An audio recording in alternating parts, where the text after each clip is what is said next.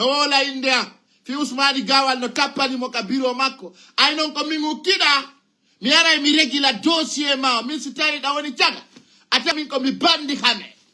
min si da ukki kala si be pompima yaru ko mi lirete ko adna lut an directeur be ben fumpoto e ma adjoint bebe hay gardi ko jogoto sakuji taw kolanan reno la jul torda ala kam nem dossier ma kettu sekko mako ndara ko wada nan mi nga jo ala jidirare de gosota jidirare de jode mi sa fijirila sa ka patron ma hudi hekku gol don o ka onela te hekku mi regila programme ma wattere ben kollonko mi nyamante hana fiji sintira mi da non tawde ko sabu ma mi artirta di jekkuji am fetudi jidirare de hunduko mo watta nara haya fota jidirare wano mande jombaka jidirare ampetende jidirare wattunde ore mun taxi moto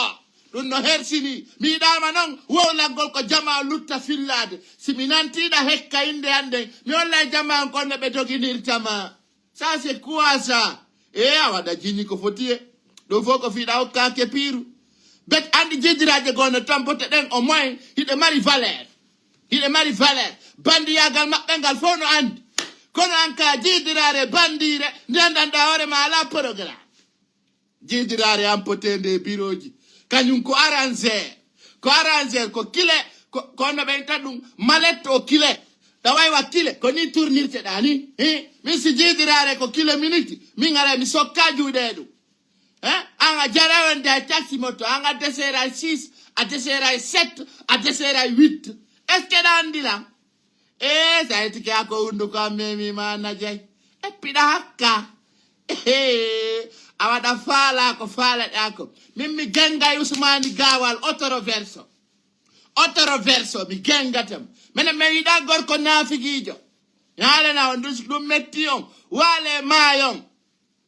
min si jidirare no city surtout ndi ala e dewga hara ko tumande feni wosinde sokko hara yo ngala ko wola na mimie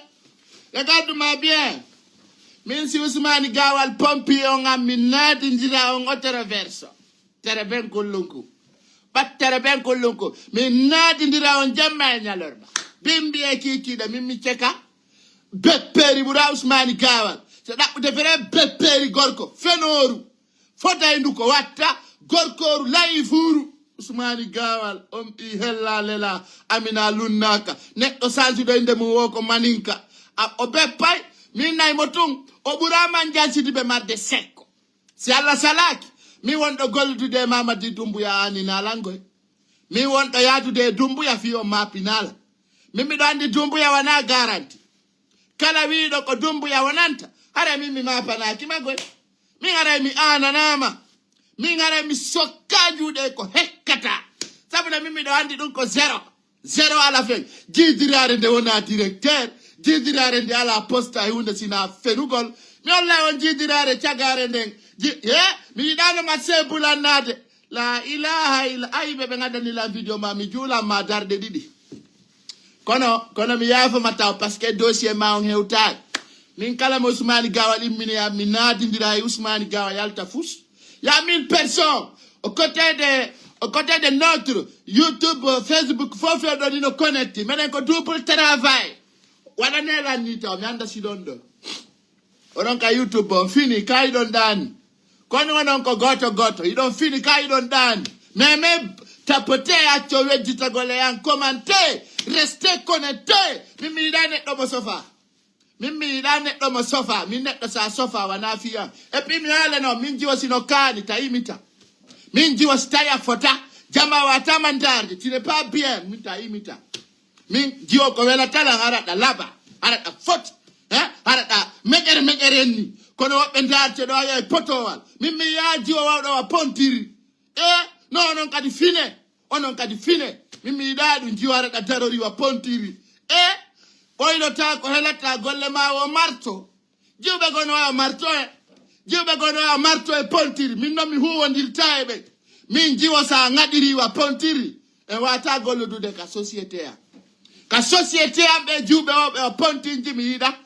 je n'aime pas min jiwo ko wela tammi ko ya memmino ko nanda wa pontiri leggal yorungal o waɗa vidéo jandi hay on bunga ça c'est quoi min ça ala flow mi yiɗa min sagon on tigi si imitaɗan hara ko 100%. hara yiɗo ma wanda tiya dalle bombe tiya dans mon entreprise c'est ça kono goɗɗo no waɗa vidéo ji ma ɗum kadi hara mo waywa leggal himo yori ken jiwɓe silbateriɓe mi je n'aime pas ça min jiwo si tawi yiɗa waywa pontiri en watta yadude min ko yaɗatu ɓandu ma ndu wona fresh hara noon na ɓe lotoraɓe gamji sappo sabunde fiyo rawnu joni ɓe waɗa publicité cabude ɗe ɓe lotorta ta goto lotor ko gorejo mum lotora ça c'est quoi yimɓe ɗe yeyde gam cabude taw memu taw soodan hay goto gam kono yimɓe ɓe yeyanta produit hay kamɓe ɓe lotora ɓe fenana ɓe ne ndaru ɓalunganku hara ko hiiri ɓe sokki mentilaton enen bankare kene min ganda sekereji mon ɗi yimɓe yolomo yalamaɓe awa hande ka kikiɗe ɗo e ŋukka e faya e peuple o si ɗum feƴƴi musidɓe e dari ya coordination ya société joni e yara e saralon wonɓe darde saralon hiɗen salmina coordination on saralon ay ɓe wona leggal hetta darna wiya coordination ɓottere ɓen kullum ko tapote débloquer live on débloquer live on ka Facebook vous êtes là et ils sont essayés de nous bloquer coordination haali pular on saralon mi dari mi tawi fimon no welammi min goɗɗo sino suusi reedu haray fi makko no welammi président Madi Ba o holli o tawi kanko himo yiɗi jama o mi holna no YouTube na Facebook nan mo naati ɗo e yennugol ko windi wo ɓe bulo kay compte ma direct YouTube ɗo pagayala kamɓe ɓe yiɗa wasereneji yimɓe ɓe yiɗa yimɓe ɓe fina YouTube yiɗa ɗum de ɗo so hari so tawi wata posade ko ya poto dans ce cas saral yon holli kamɓe wanaɓe ala jalsani dala bagoy kamɓe ɓe jeejata laamu ngu ɓe waɗi audioji ɓe jindini ɓe indi magasin e bitiki fo yo ferme gouvernement waɗi to heña goy foten jawdi fote weeru kafe ko lagguiɗe ɗum yiya saralo wi so nangi ɗo pullo goto golletake ƴawra tippora ɓe wi sange nan minen ko sama kala koye min wonno min kondani goɗɗo nangata goɗɗara laamu ngu ganda ɗum ko fenade de saralon holli kamɓe si tawi ko guere halda ɓe moɓata min nandi ɓe waɗi bita kuru e anglais ɓottere ben kullunku jannguɗo wono signinade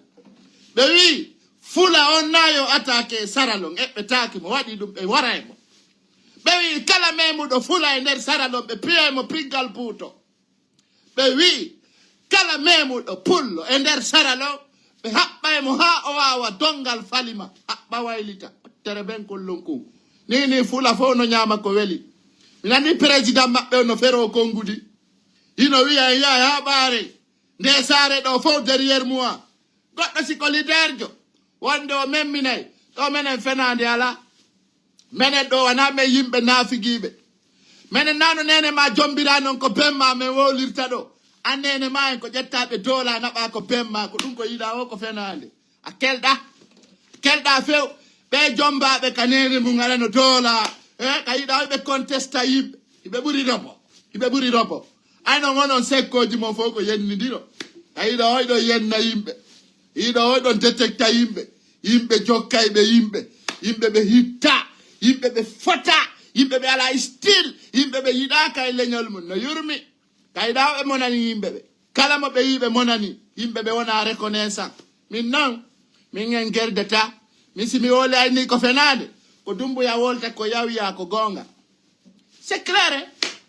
yawiya ko dumbuya wolta kon ko ɗum woni gonga min mi hajaka e mon yimɓe hakkaɓe yimɓe hawtitaɓe huuɗa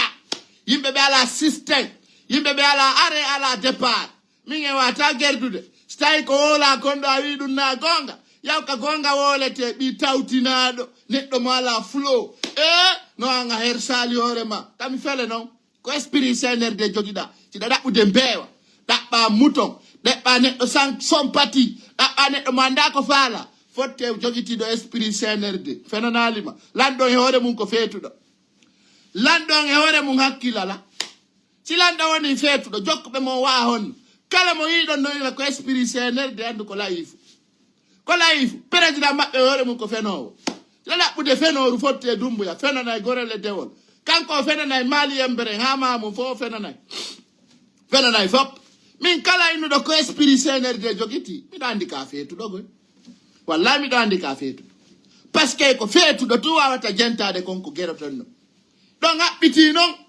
on naatay e pasje yimɓe ɓen fof iɗon haɓɓiti ka yawɗo wo ko ma fo feeta ko feetuɗon ko menen men fima kuusugoy menen men fima kuusu menen men fimata kuusude menen ka yiɗon men ɗo hakkilno woodi ber ko woodi ɗo kon no deeƴi donc c'est yada e famodiray bon maintenant rappelez-vous on commence le live tere ɓen kullum ko yimɓe ɓe jano heewi ka youtube ɓe ndara en ton tapote bon musidɓe on ɓela ndarude ɓe wi tampere adda e ñeñal kono ɗum wona lagine tampere ko addi ñeñal wo ko soñdia yo Allah dandu mo kala tampere sina yarɓe ɓen Nicaragua fewndo mo yiɗa hono monani goɗɗo on yiɗa ka o monondirani domiron honno doma wona suusi wigol lanɗa yona e maafe ɗum ko fenade hara en fokkitani sare Conakry nden hande kadi e yiitidi ay si e yiitidade hara e woɓɓe no moni hara e woɓɓe no moni yembere maali min nami wowli ko ɓe wowli kon goɗɗo wonna on gonga tu waɗon société e hoore makko bonnon inde makko ɗum kelɗa min ko min woni yaali kono miɗo humpiti min miɗo humpiti ko feƴƴata ko min nami ndulurugoy min mi fenata kono kala ko mi yi ñallata min mi wowlay ko mi andi ko fap kala ko goɗɗo geri mi wowlay 2025 ko ane yeddodiral en feppata en seedata monaniɗo la woyo daruno gerde 2025 ɗo min bulanta hay goto min komi karamokojo yimɓe ɓen faw wona paykumma mawɗo wonde komi toggujo min mi gollida e peuple mono moni yo walo maya bon retenez mo yembere maali mi holla on ɗo ko wowla ton konga yo yeddi ay kaya ɗo woyɗon yedda kayiɗa woyɗon defandu ono yembere maali min na min addi ko ari goy min na min addi ko ari na fiiɗo rawni sikkonɗo ɓuri kine fo labede goy aha ay koye juwoy ko yembere maali koye famin tinni ay koye rawni min noon min so ukki kala ma on immini payle mon ɗen e an mi wonana on kadi ko ɓuri ɗum noon a wolanaɓe tumɓenna minen komin dane ye ɓalɗo yembere maali o ko arɗo onon fof kon dane kon naare ɓe arɓe ɓe lagine ko ɓe yembere maali awa minen so fijiri min on fof min waɗanayi on drapeau ji étranger min haɓɓay drapeau étranger e nder maali yembere haɓɓa toon drapeau winda o drapeau ɗo ce n'est pas lagine minen hande kadi yimɓe ɓe nanda ɓe sendodire kako ɗum faalɗon joni waɗugo yimɓe ɓe ko fi meɗen punginde o onon ɗo wawi nude ɗo wonani CNRD yo yimɓe ɓen fanku min fankata kala waɗɗo ɗo hande kadi ko wela jama min woole ɗon sikku ɗon ɗaynira men ɓe juuɓe mo meɗen faalama hokkude ɗo jomo yembere maali mi sali faalaka hande faalaka janggo faalaka kadi faɗɗi janggo ko ɗum waɗi ɗum onon goɗɗo wonna on gonga tu ɗañiro on tigi jo ɗo sikkoye min ko maninkajo min komi pullo min mi accaka e ɗum min goɗɗo ɗaynirtalan kumbawi goɗɗo ɗaynirtalan ɗum ko ɗum indi ñiiƴe maɓɓe ɗen kelda ɓe labano ɓe buntiɗi kono noon bungo ngon kayno ɓurti yimɓe ñamoɓe kare pute keɗo sikkude min anda yimɓe yahoɓe ndaara pelle yimɓe yahoɓe ƴellito pelle ɗum fof ɓeɗen andi on change wiyon on wonana dumbuya heɗe ɗo haɓɓe mi hollan ɗo vidéo goto ɓe hatti toon maccuɗo hakka ɓe lagine ɓurɓe ɓen joni won ko ɓe maali yembere ay non on ɗaɓɓitilan mi yiɗano gerde min ni o yon tertola son tertakila mi wolta ko welata yimɓe ɓe min mi changeta une fois que je donne avis c'est garanti ɗare ɗo heɗe eyi wo komo maali yembere ni regardez vous êtes avec Aliou Mali aujourd'hui vous êtes à Mali quand pensez-vous de l'avenir à Mali par rapport aux actions nane haala woye hande men maali kono miji ɗo fi avenir CNRD kere wuddu CNRD ndum ko maali ira yimɓe koŋoɓe l'avenir de Mali yembere avec CNRD c'est de gros prisons c'est des centres entraînement prisonniers voilà ko ɗum woni toon nane hay neɗɗo mo o ganda ko jaabo on tellement que mo hersidi e mo acce ukkagol e yimɓe ɓe acce woni gol mimi andira dum be mali be ngal few dare do regarde mimi toñata e goto toñata onde nayo sikkumi do monani yo do welami surtout be innete be sibe mal yimbe kelduɓe wawɓe waɗugol lacciri pute yimɓe ñama ɓe pute ɓe inneteɓe siɓe maal yettaɓe si no maali yettaɓe an yettaɓe caam kono konno yimɓe ɓe wawata hawtorde ina kañum no wonani dumbuya fiyon wa tajaɓude ɗum ɓeɓe mamum ɗo kamɓe ar ɗo woyɓe wonani ko ɗo maali yalti mamum ukki oɗo kay no monani tun UFDG min non en gerta yaw ka YouTube ndarira ton ɗo mi bloquima yaw nde kadi kala mo yallan ɗo yaw ka YouTube wala tie bloqué wodi yimɓe ɓe tawa ka hirde Facebook nde fof ka YouTube gayɗo to mamu sa yimɓe ɗo ina minen ko mamu woni ka amen ɓe anda noon hay mamu ɗo naɓe préfet hay barji ɗi mamu na kamɓe joyi si ɓuri ɗo seeɗa hay ka julirɗe mamu ɗon on julnata fi honɗum kayɗa yimɓe ɓe woɓe na minen ɗo ko minen jeyi mamu na ono woni hot commandement de la gendarmerie mamu o na ono woni préfet na ono woni sous préfet jonno ɓe mari argument goto wo mamum ko kala fuu wujjaynoɓe banankoro foppo ari wontiri mamu joni ka garu vatira siɗa mari dongal ko ya jooɗo ayna yimɓe ɓen ayna dolle maɗen ayna hay programme uji maɗi aynita yimɓe ɓen aynita programme ji maɗi ko yettaɗo caméra yiyatamo mamu yettaɗo Sidibé wiyama ko mamu c'est-à-dire tous les personnes voleurs les gros voleurs là sont de mamu joni ɓe ɗaɓɓino e sous préfecture ji woɓɓe wo ko wuure Kaba jeeya wano o wiyeteɗo kono ɓen naynomo bantamaso maninkaji mo meeɗa feppude wo ko wuure Kaba woni ka maɓɓe no yurmiya bon joni noon j'aimerais que vous soyez bien. Vous êtes les bienvenus sur notre page et tous les pages officiels sur YouTube et Facebook. C'est pour vous les gars. Bah, retenez un mot. Facebook, c'est un problème. Que le wadi mi fout synchronise de YouTube parce que ngali nge CNRD gerde. Kalandaro wala yo yawda itami abonné ka page à YouTube. Fi en cas de cas Facebook bloqué de YouTube de golla tongue de golle jimendi na jama hulu fe ndoni ko yata 100 personnes ndari raito. Bon les gars, je vous aime beaucoup, que Dieu vous protège. Joni non ngara yo yete do cerno mo nene mbo. Enene do andi bimbi mi wando yewtere fi makko.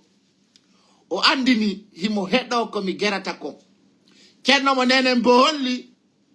O andi ko be miji ko. O wadi do yewtere labande cerno mo nene mbo. Do andi fewde do ni lagine ton. Ko yimbe dido woni wawlude. Fawno faala be jokkude. Mi senda non e fenande. Joni CNRD ɗaɓɓi fenoɓe arawɓe commenta ka page men ɓe wiya o Aliou Ba e CNRD no wondi kono ɓe wata wondirde onon hiɗon desidi kala men miniɗo on bonnay mo inde ay ɓe tawi Aliou Ba ñande ñamatamo pinka wulɓintamo sitege watamo détractude joni kay ɓe ɗaɓɓude fenade ko ɓe fawa wokko espion jo CNRD walla yandaron commentaire ji ɗi c'est-à-dire hande ɓe andi ɓe hunnana Aliou Ba ɓe faala waɗugol ko wiyete kon sikkitare hakkude men menen noon menen si men yiɗi meɗɗe waywa sularɓe jama on haldi fotti en tant que o sanjali mo ɗon jama on no yiɗimo ɗon jama on no wonanimo ɗon jama on no wonanimo ka o faala yarude ɗon jama no wonanimo ka piñonje makko jonno si tawi onon CNRD ɗon hulimo si tawi ɗon hulimo par ce que ena andi ɗon hulimo on susta Aliou Ba ko on juulanto ko on sujjanto on sustamo hay e sama kala on susta Aliou Ba on ɗon gengayo wolana on haalaji mettuɗi on ɗon o naada yiite mon ɗo ɗaɓɓude fenande ko faalo ɗon mo fawde ko espion jo CNRD honno ɗum wawi wonirde onon kala mo yiɗon on membina e penale mon ɗen awa menen kay men joƴi menen hande kadi min yennata cadre ɓe amen wonɓe fidèle ɓe min hutotako ɓe tanke ɓe bonnade cadre ɓe fulɓe ɓen o waddidirtami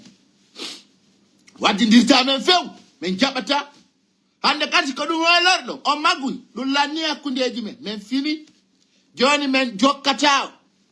joni min jokkata on fewe ɗin haalaji ma so tawi ko ɗum moni ɗo waale maayo kayi ɗo woɗo ukkidira yimɓe ɗo ɗaɓɓa dutto e feŋo awanon aliou ba hunduko makko ko ala e sakugoy ala e fermeture kono woni ɗum honɗum woni nde fenade mom ay ɗon hulimo ɗo ɗaɓɓude fenade kadi waɗon ɗon ay ɗon maapi ɗo ɗaɓɓude fenade kadi waɗon ɗon ko ɗum woni ɗum gasta ça ne marche pas aujourd'hui ça ne marche pas demain ça ne marche pas après demain si ko espion de CNRD o tey so tawi ko espion de CNRD o tey pangala pas mani kaɓɓe ɗo huli paykunku ɓe andi on ko paykun hawduku en geray net en geray min ni on min jiiɓay laamu mongu ɓottere ben kullunku min jiiɓitay laamu mongu ɗon sikkude ko ɗum suttuɗo kala pullo mo yiɗon ko ma ukkidiron mo yimɓe ɓe ayali ubayni on gollidata ko on fenoɓe on wujjay on ɗayna yimɓe on détruisay joni kadi on fuɗɗike argol kadi waɗa commentaire ji aliou ba ko oɗo wondi mo faala o wonda e nene ma arana mamadi dumbe ko nene ma wondata ko ɗon o ɓurata wonde espion aliou ba ko mi wondoma il faut infiltrer tout le monde tous les coins tous les moments il faut infiltrer beaucoup de personnes kala ma wawɗa jiiɓude hakkille mo wona ɓawma waɗu no estere tamba minimum no waɗiri noon jiiɓu jama o saldinaɓe religion ɓe fof ɓe gome yoɓe fof ɓe gome kere ko ala e lagine waɗu pankere waɗa tanaji albalaji hulɓiniɗi aɗa ko teddugal mo musidɓe on beela darude si jama o jiɓidiri piiji ɗin to en jiɓidira piiji ɗi enen en ceka few en ceka yimɓe no winda tun livre ji addanaɓe min mi janga min tagoto présenta livre min livre ma on a yaha daroɗa ari sira vidéo janga ko woni ton ko fof mi heeɗo sa windi livre addanila mi watta ɗum ka pasani a yaha janganamen livre ma on fof janganamen livre ma on ha o laaɓa min daar eyo kono argol ɗo inna payku sat min mi yeyata livre ji mi sodata livre min livre winduɗo jangana e hoore mum min ɓiɗɗo ko jangata l'école ko a wawa windude inde makko aɗa o yalti min ɓiɗɗo an ala ko waɗa livre ji aduna kala winduɗo livre yo jangan ton hoore mum mi jangata livre ji mi yiɗa affaire o ganda yimɓe amen buyno jangunoɓe wilike hakkille ɗe sotti ɓe waɗino ɗo politique ha ɓe feeti ɓe jangino hakkille ɗe sotti min yiɗa on affaire maɓɓe yimɓe ɓen jangi ha joni golle maɓɓe o wujjugol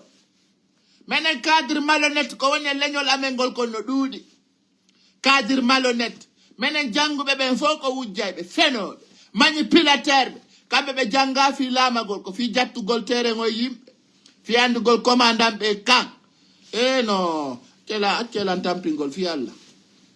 on faami donc dans ce cas piiji ɗin no ɓoylodiri ino ɓoylodiri moƴƴa noon piiji ɗin no kalodiri on faami donc minen janguɓe ɓen ga fof yo windu livre ji si ɓe faala min noon ta goto addana ɗum no windi ɗo fi livre ji fi selludale no windi livre ji fi yimɓe min ta goto windu livre fi yahe mi yiɗa ta goto windu livre waɗa toon page inde am ko ɗum woni ɗum janga ɗo a winda livre ji e soñjugol yimɓe ɓen winduɗo livre o yo naɓu ka yeyete to minen ɗo mi yeyata livre ji kay ɗo ɗon soñja yimɓe fi livre ji jaɓata bon haray ɗen artude en dari en tawi ɓiɗɗo fof yo ɗaɓɓu duwa nene mala duwa nene on tigi ni say sa yi buyno hakka ko nene maɓɓe woni ɓe occupake mum famine ba en dari en tawi mi hollan ɗo vidéo nene aliou ba nanon koɓe woni yewde fi ɓiɗɗo maɓɓe on kon ndaɗon tawa si ɓiɗɗo no mari barki nene o guere kala ko faala na mere jama on gerdi aliou ba ha ɓe anda on to feŋi ko allah haalde fottintinimmi o vidéo sukaɓe kala waɗo wallude nene mum yo walluɓe nan wawata o kadi terto ayna force o anda no satti kono tamo kala yejjutu komin tawi ɓeɓe wata ɓe yejjutu mawɓe maɓɓe ɓe surtout bureau maɓɓe jama o neldu bureau mum mbuuɗi ɓe nafo c'est très important mi wajo tondu no mo ya wali tagol mawbe mumbe ede do biro makko be weltanima ini wato yaw ini so yahi hara o tampini lam torke mo yo won do ede biro Aliou Ba be neldi en do vocal fi Aliou Ba ede bi pay ku wagal ko no woni be habbuno o yaha ini wato yaw ini so yahi hara o tampini lam torke mo yo won do so woni daw o hebay ko ya ma heba buri ko ya be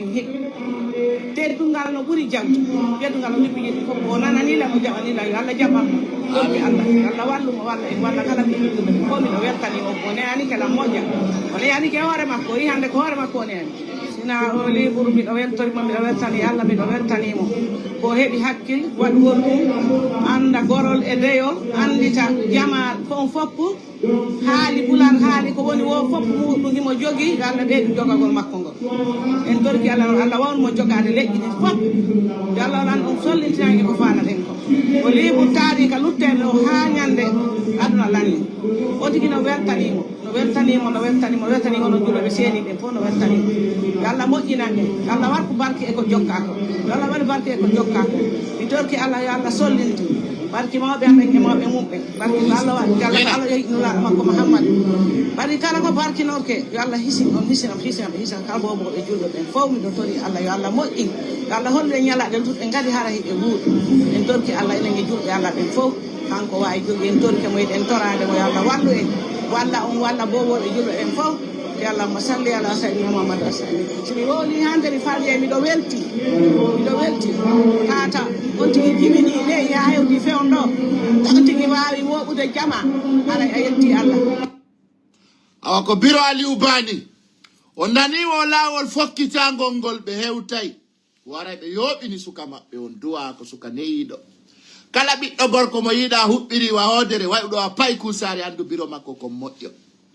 toujours tous les vrais garçons que vous voyez dans cette terre-là qui brillent, andunene maɓɓe no ɓaawo sayo aduna kange on duuɗa jaman on duuɗa sino duuɗina fo mari piiji ɗin no serti so Aliou Ba hande o memminike tun waɗi pum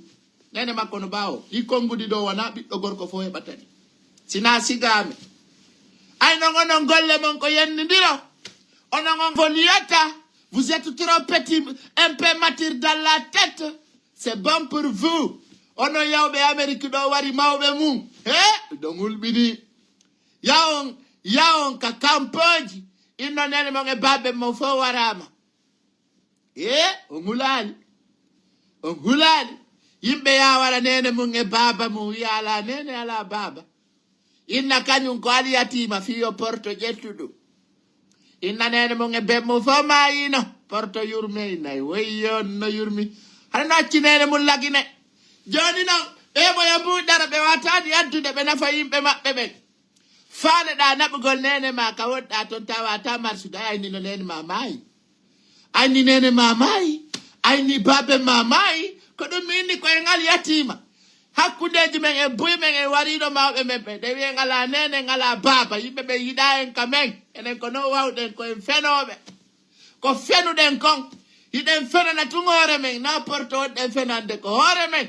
joni non en fenani be haka mabbe satti ay mo addi yurmede yeso ko dum hebata en fenani be hada wiya kamen ga yimbe ben fo mai yimbe ben no wara yimbe ben no piya no wodi wonbe winduta di kaydiji naɓana yimɓe ɓen ko woni kon feƴƴude sere kore inna yimɓe ɓen fof maayi la ilaha illallah muhammad rasulillahi sallallahu alayhi wa sallama ɓuyɗo ɗo warino nene mum hakkude Allah simi fenayta julɗo juulan fure wara nene ma petti fi aduna wiya nene ma e babe ma maayi ɓelandoma siɗa mari famille wiya ala siɗa wawi wa an enen en ngala famille fof no taƴodira des wari yimɓe ɓen déjà on a écrit dans notre plaque nous sommes des aliotima ɗum wulɓiniɓe hey bandiji min ni on bandiyagal maguy ɗum iɗe wawi ɗum joni noon mori sanda kuyate o daari yimɓe ɓen ha o fisi mori sanda o yera patrugol guineɓe ɓen telen alma ondara kaydiji ɗi kala kaydiri ndi o weeɓitana hare mo kala no windi ton nenange babe ngam maayi kombo wari ɓe ko autorité o ministre des affaires étrangères wo ko ɓer mi janga mi dara ko windi ko min mi jangata mi janga mi yeytu mi anda min ko cerveau o mari mental kono tawaru nene ma e babe ma au moins e bandiru wara nene ma e babe ma jiwɓe no Europe ɗo ko ɓe feni ko o kamɓe yiɓe doola yimɓe ɓen no violi ɓe Afrique ɗo ala ko gerali ɓe yimɓe ɓen no dooli ɓe jombi ɓe fenade uɗande on doola jomba ɗon hakkude mo e Allah wuuri on maaye fiyon ɗum fenan to inno yimɓe ɓen no dooli o inno yimɓe ɓen no wallini on dooli on saññini o fiyon waɗan toon fiyon ɗum toñato e yimɓe ɓe ene mo tooñi goɗɗo e hoore fenade a maaye jama on ko ɗum min noon jama on juulay kono ɓe julɗa ma ɗum neɗɗo ta tooñu bani adama ɓe yaha ɓe inna Europe toon e aray gorko on no dooli lan imo violimmi imo waɗinmi ɗum e ɗum ɓe fena non ɓe fena ha porto fesa ɓe fena ay porto kañum mi anda si anda Afrique no woda Afrique noir ya wiyaɗa doola a yummirawo mo 30 a yummirawo mo 35 ans a yummirawo mo 40 ans ko ɗum goɗɗo mari ko doole hay moto sandali no ɓurma garanti no mori sanda yaddanama ɗum o artu lagina tu wo mayɓe ɓen fo ɓe ala nene baba ɓe fo ko dumbu yawni nene mon e bemmo par ce que porto ɓe jaɓata ɓe garta mukura muna Amérique kan kaydiri weeɓitandi wo ko ni nene baba maayi on to stade laawol accident tufama laɓe garage ji no woodi no nanga no waɗirni ko ɗum Donald Trump womo danude prison ka wiyete ɗon Manhattan camp militaire Donald Trump wo o waɗay ka wiyete ɗon Manhattan kam ka yimɓe nangenade ha ɓe ɗuuɗa wartira konto inete Manhattan ko honto ɗo humpande saare e photo ay boyna ɗo kamɓe e Amérique sinara ko photo ɓe darima vidéo ɓe yahata few ko ɗum inni jamaɓe ɓe waɗi feere ɓe tiro photoji ɓe waɗa ka garji photoji ɓe mari tora ɗum no moƴƴani on ha wodoɓe wadde kam militaire wiyeteɗo joɗotoɗo Manhattan ka ɓe nanga yimɓe ɓe soka ha ɗuuɗa ɓe artira mi anda noon konto e Manhattan nini yimɓe ɓen no moni min noon ayna min laami Amérique min ko infoji ɗi mi hendiɗi ko ɗi mi wolta min inne mi fenay miɗo jaɓi kono ñande ɓe nangi o wo taw gaddana few taw gaddanan de ka pasa taw gaddanan ɗo hande taw gaddanan ɗo janggo taw gaddanan ɗo faɗɗi janggo taw wolnan fi ɗum de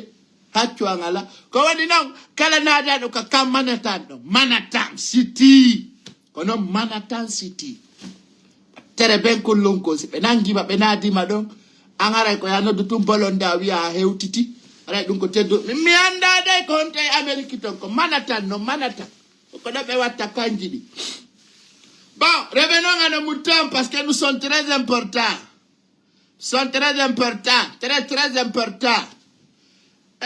accunani oɗon addanimmi ɗo livre mi anda kon ɗon e livre ni ay min o mi anda sino andi mi janga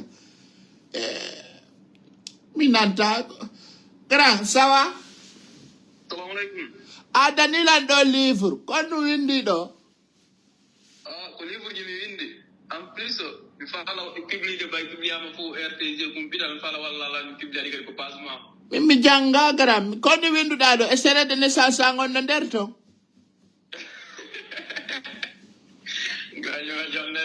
no mi janga de mi halante ɗum min livre on sina haɗa a yawi waɗa vidéo adda mi janga ni ɗay direct ni par ce que ko an ari ɗaɓɓitinmi ka live am miɗo mari ittir kumpeɗa fewɗo wawɗo heña siɗa faala a winday ɗo itti janggo ha faɗɗi janggo mi jabata ko few o adresse mo livre ji ko o livre ji ko ndi woni e ɗum ko juste ko livre ji ɗi nawani ma vidéo ji min komi écrivain ji guinéen komi windo Ah. Guinéen ko migrant mi fala Ka honno njo. ko mi écrivain jo Guinéen. Inda ka idi gerejo ka. Gayo waji ko jola. No, laisse-moi te dire. Inda ka ini gerejo na du wol da kam nanal. Ko min ka ko don ko min gerejo de. Kona waral nen may babe ma ka kaydiji. Yande dum foko may dum no gonga ba. Ankadi a wari mawɓe maɓe no mi landi ba tasiñino amin mi kirɗa ka ñiƴaɗen timma sa wariɓe wolatiɓe ɓe niniɓe ɓen no fenude inna warali mawɓe muɓɓe mi lela andi buywat joni yande ɗum noon ko ɗuma ko produit mi winde ɗi livre ji jusque koko réalité ji ɗi mi publiama ɗuma ko réalité ji ɗi fa min sabu mi nodda grandion min daara no min famdira kanko a yajuma yani han anni komi garanjo sa yehi libre kala miɗo mari jelu do haala ina ko no minoma gara min ga ko min grejo la naddira kay no anda jama naddira ni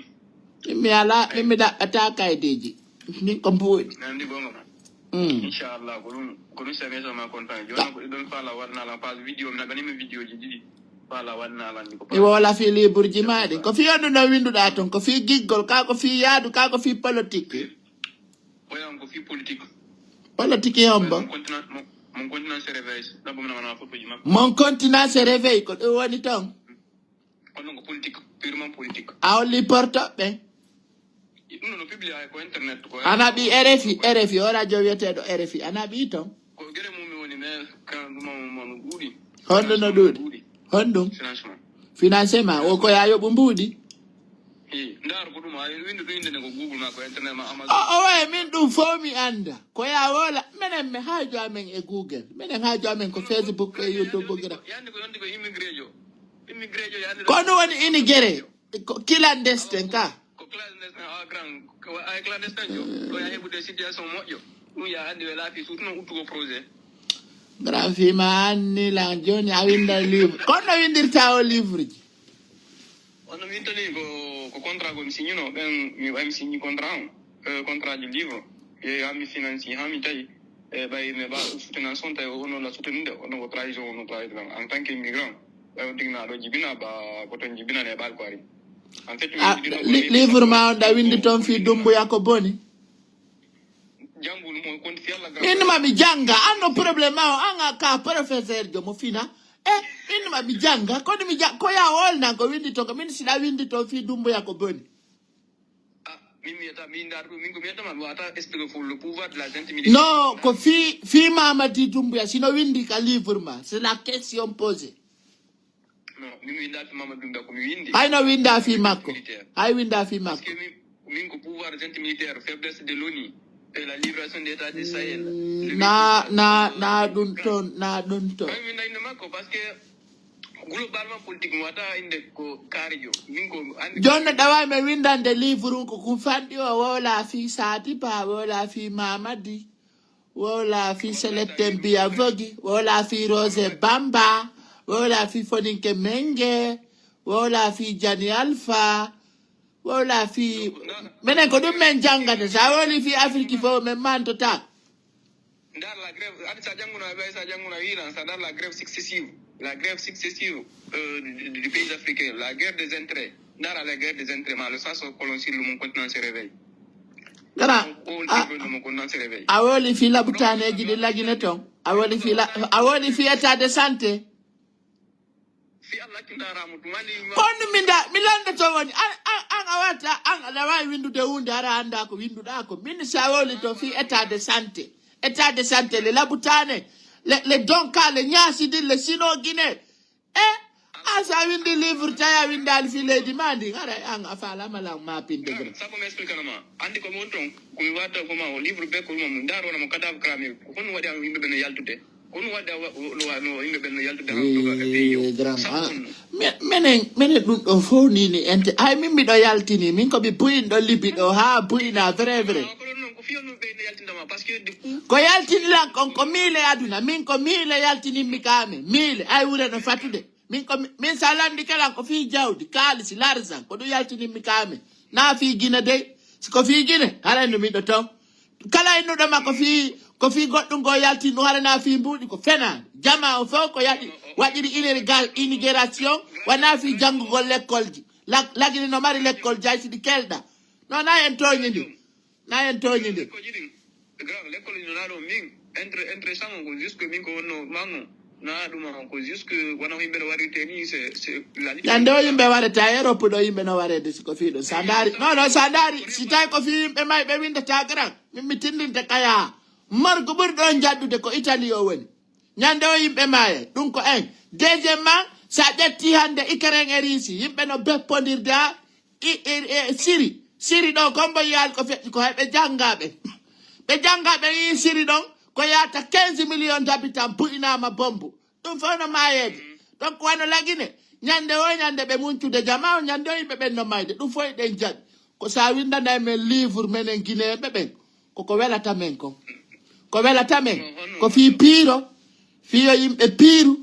fiyo yimɓe yeddodir fi ethnocentrisme fi règlement de compte fi kidnapping windugol ka livre ji to waɗa titre on dumbuya ko bandi on livre ɗon sa yaltinima mais yeyemo kono ɗi livre ji ɗo min ko piiji ɗiɗi mi wawamma ɗo wawma postande saabu yangimaki saabu ko winduɗa ko mi landaki ma e 100 francs kono sa wi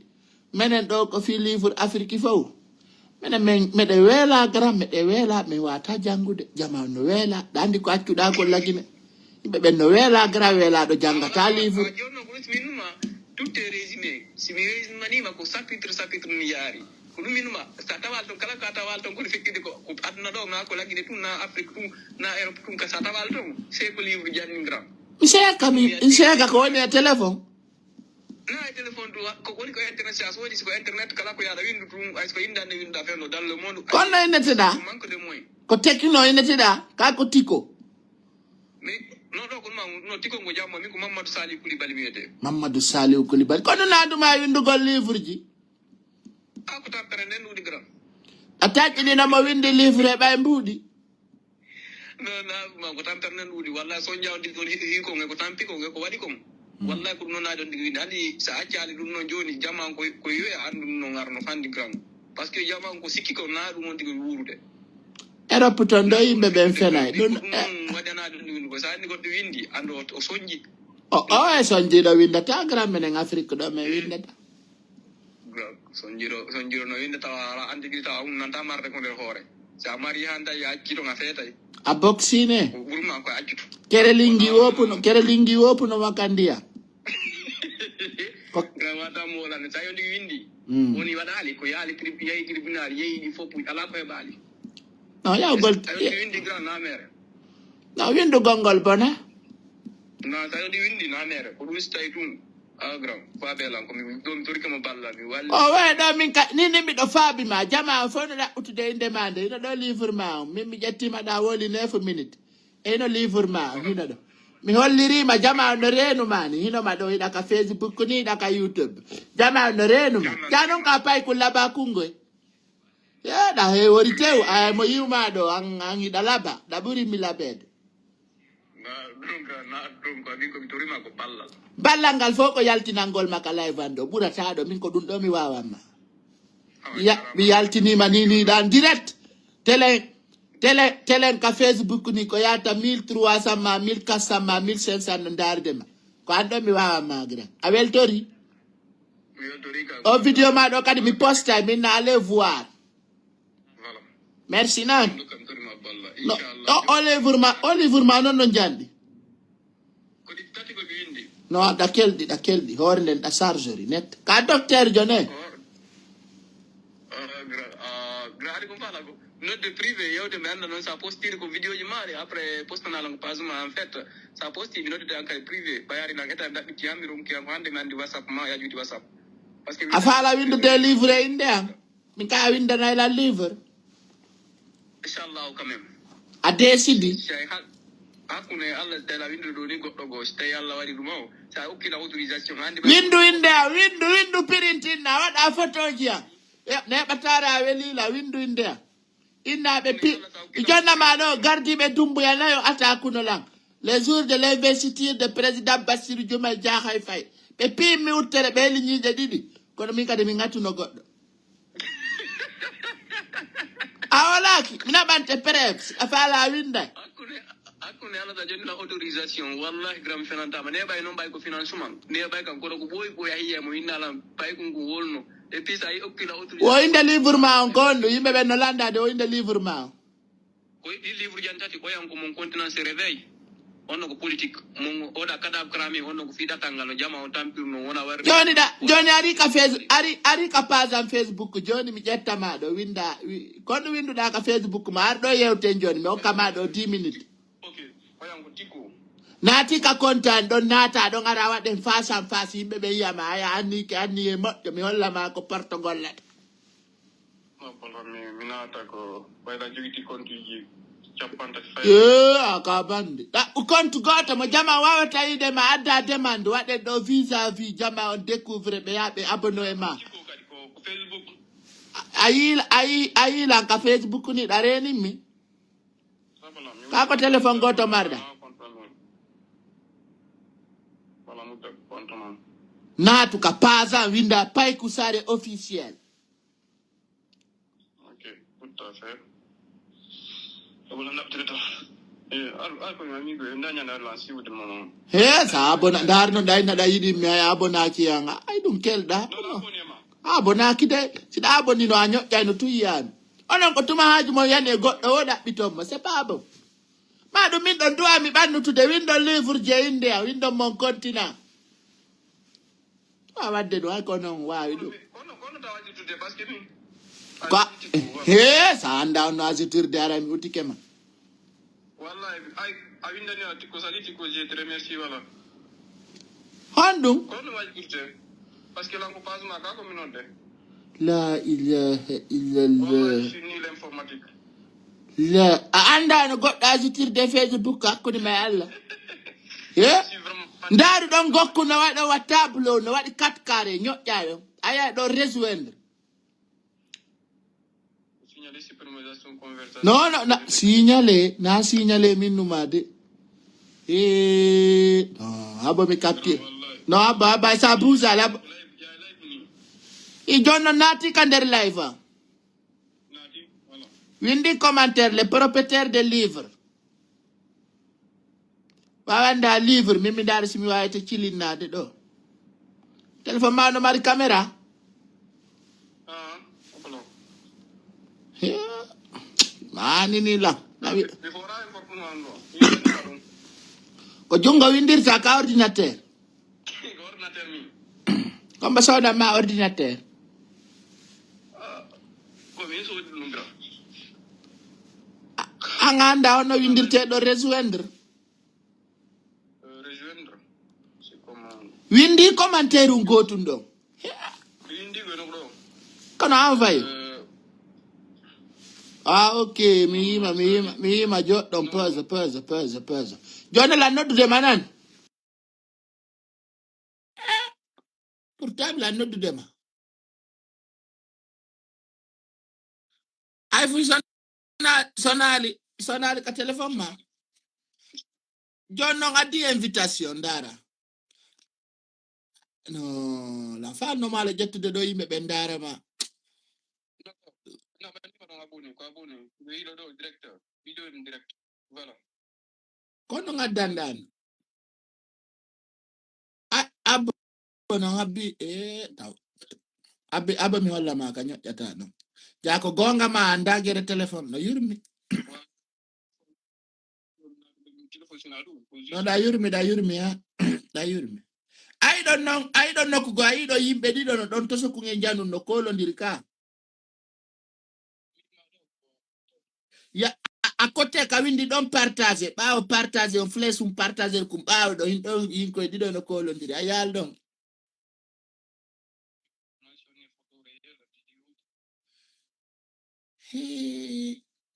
kaka application Facebook onda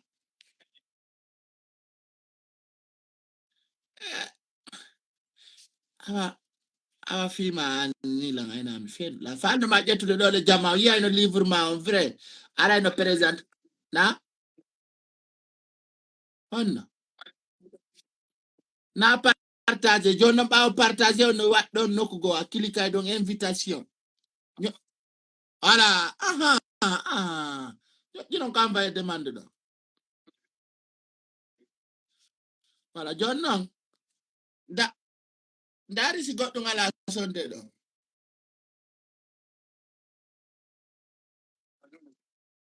Awa ƴettuɗon no.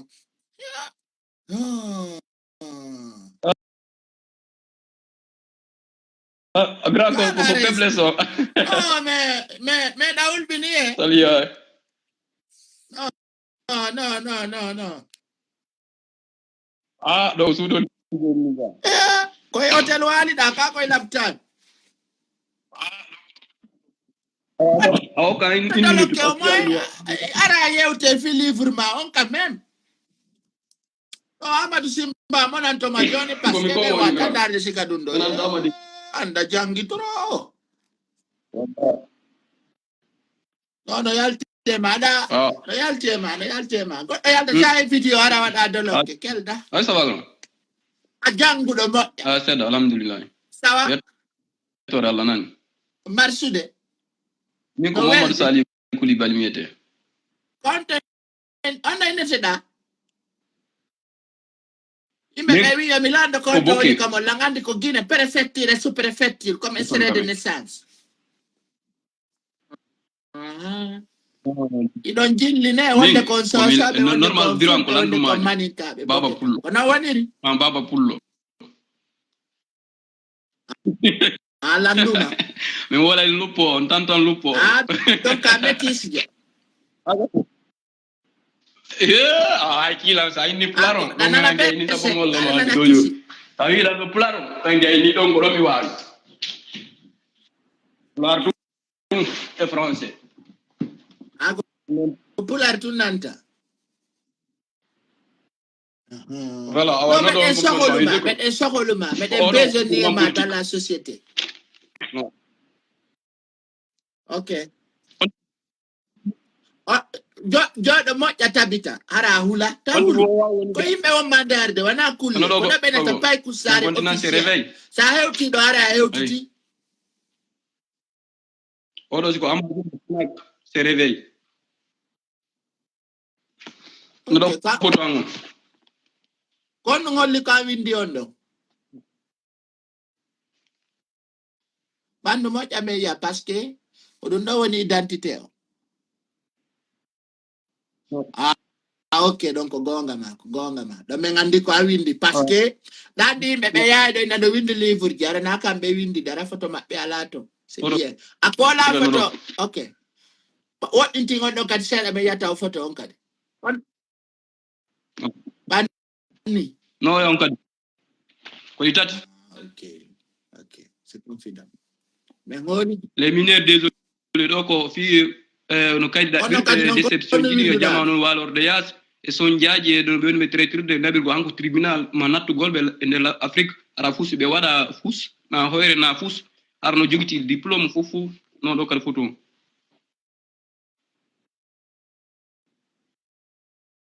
pour do fande ya non da mari hore ko do mi jël mar da ci 300 futti la windu 35 pages pour do fande non bay ko do buri fandu de yinete mon continent se révèle ci politique kamilure ndenja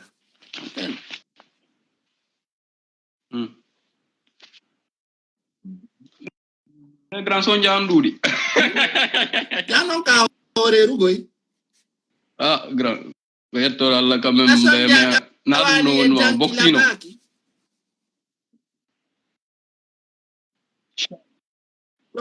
journal abo mi jetta lando pular oppose ma question jini kon wawata andi kanko mo andi fi dum ay min livre mawdo lando pular ari lando do dai mo si da way détail yude question mo fala concernant livre jini mi wolna inshallah on a de la window ko parce que tempéré den dudi sonjaaji ni ko mi wonde jamo campo de gafa woni pay ko no sonjaade fi landa go fi kaydi woni rewbe men no sonjaade ko datal violé woni gereji din ko men no yimbe ben ware pay ko no jangi wobbe no jangi gayni no sonji wobbe dara be yana e mani tum sans intérêt min ko dum pousilan ha mi windu mi acca dum non parce que sonjaaji man ko no wani